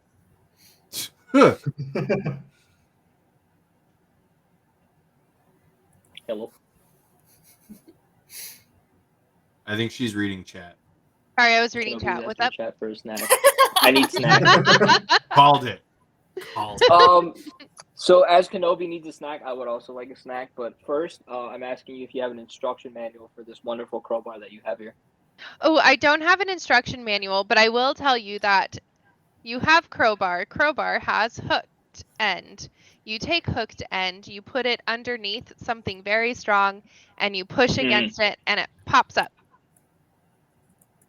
So I'm supposed to push down on the crowbar? You're supposed to push against the force? What force? Like, if you push and it pushes back, you push harder. If you push and it falls out of what you're trying to use it for, you've done it wrong. Okay, I know how a crowbar works, and you're confusing me. Okay, I don't know how a crowbar works, so this is probably why. This is like that one thing I've never used one. Where you have to describe the steps as if a robot has to do them. Yes. So Yes. And I've never used a crowbar a day in my life. And so I'm like, I know that there's a little hooky end that you like put into like something and then you like push against it and then it like. Boop. Yep. Yeah, pretty much everything. Explain it that way. Yeah, I mean that's it. I just asked. I was like, "Where do you push against?" And I was like, "You didn't throw all this stuff at me." I was like, "Oh, I lost it. I thought I had it for a moment there." All right, I think I get it now. And then Rolling Stone uses the crowbar correctly. Oh my god! Amazing. By inserting the crowbar underneath the door and then pushing forward. Okay, underneath the door. That is what she said. So yeah, I mean, I didn't say that was wrong. I'm assuming I'm trying to lift it off its hinges. Yes, I think so. As described to me. But Snake. Sorry, Faceless has redeem points for eat a piece of candy, and so he is eating that piece of candy.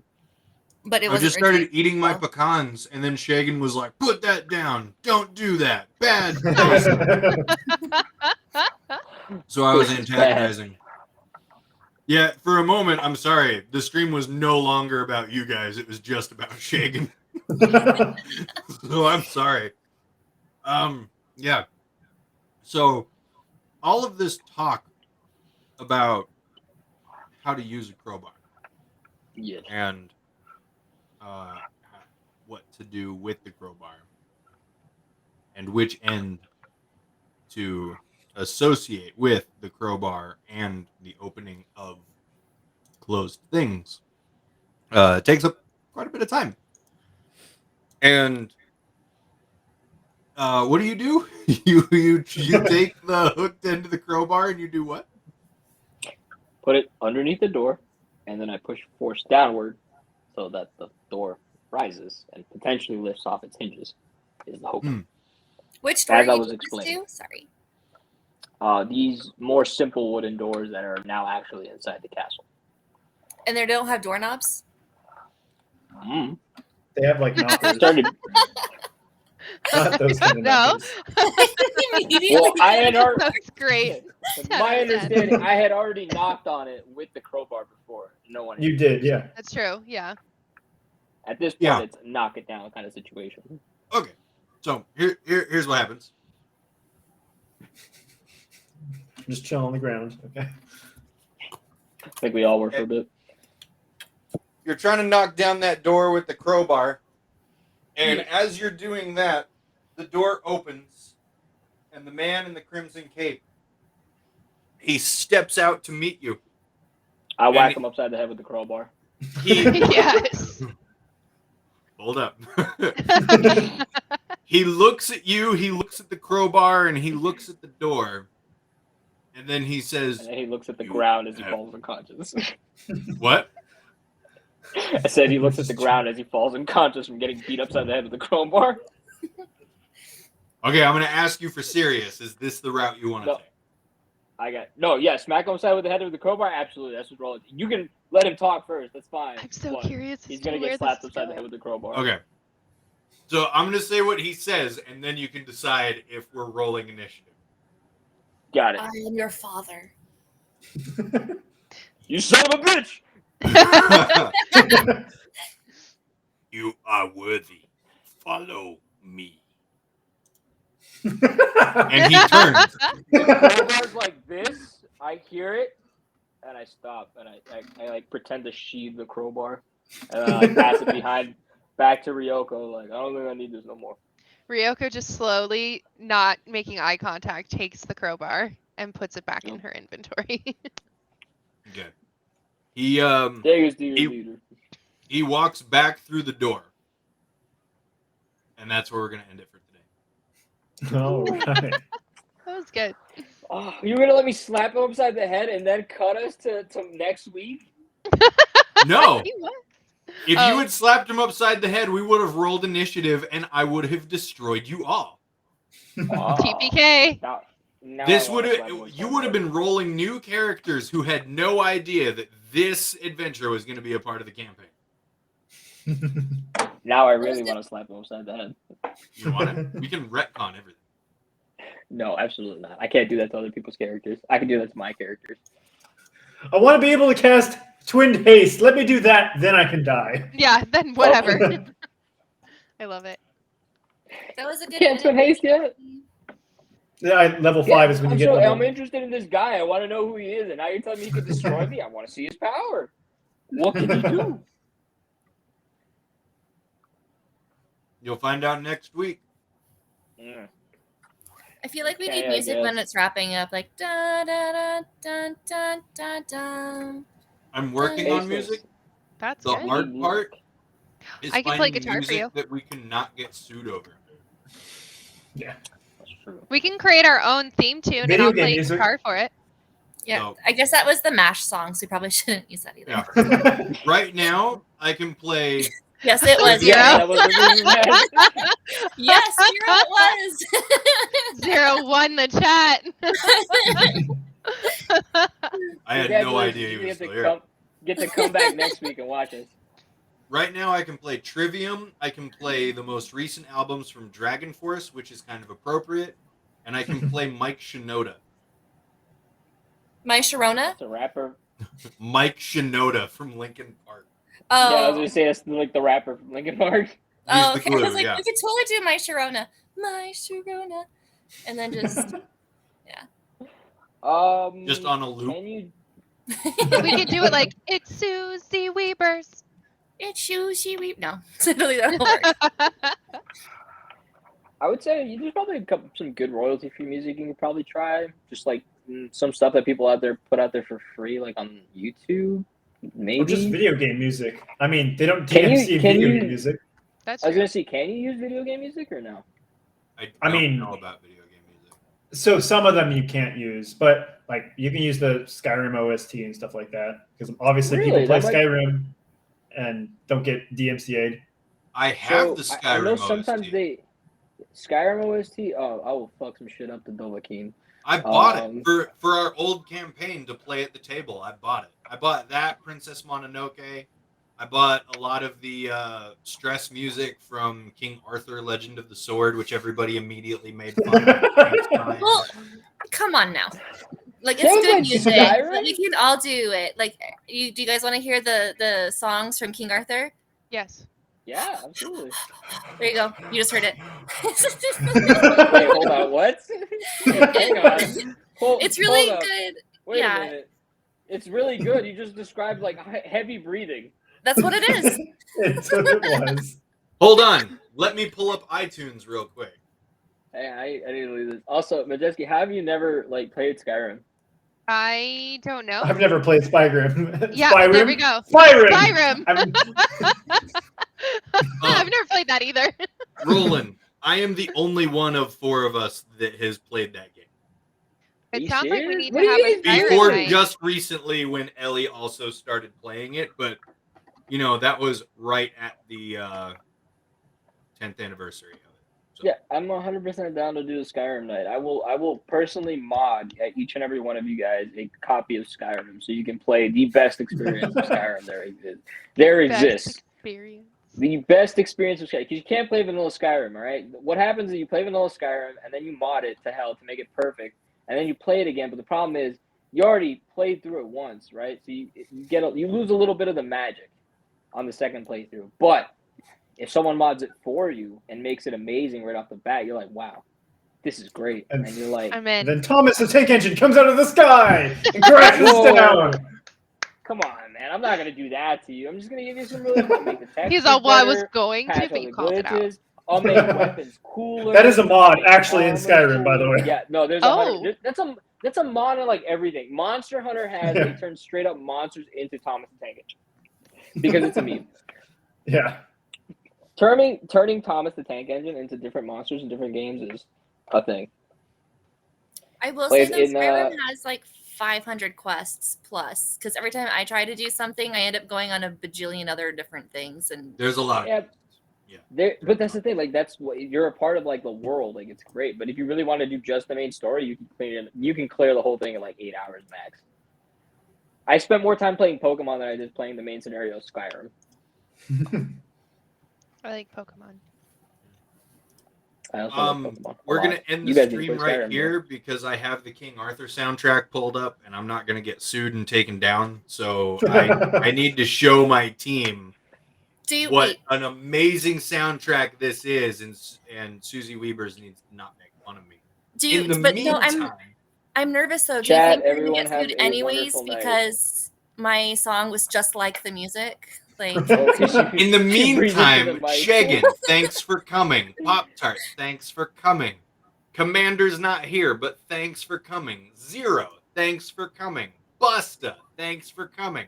I hope everyone will join us next time for another exciting episode of Ellie Gives Her Husband Crap. No!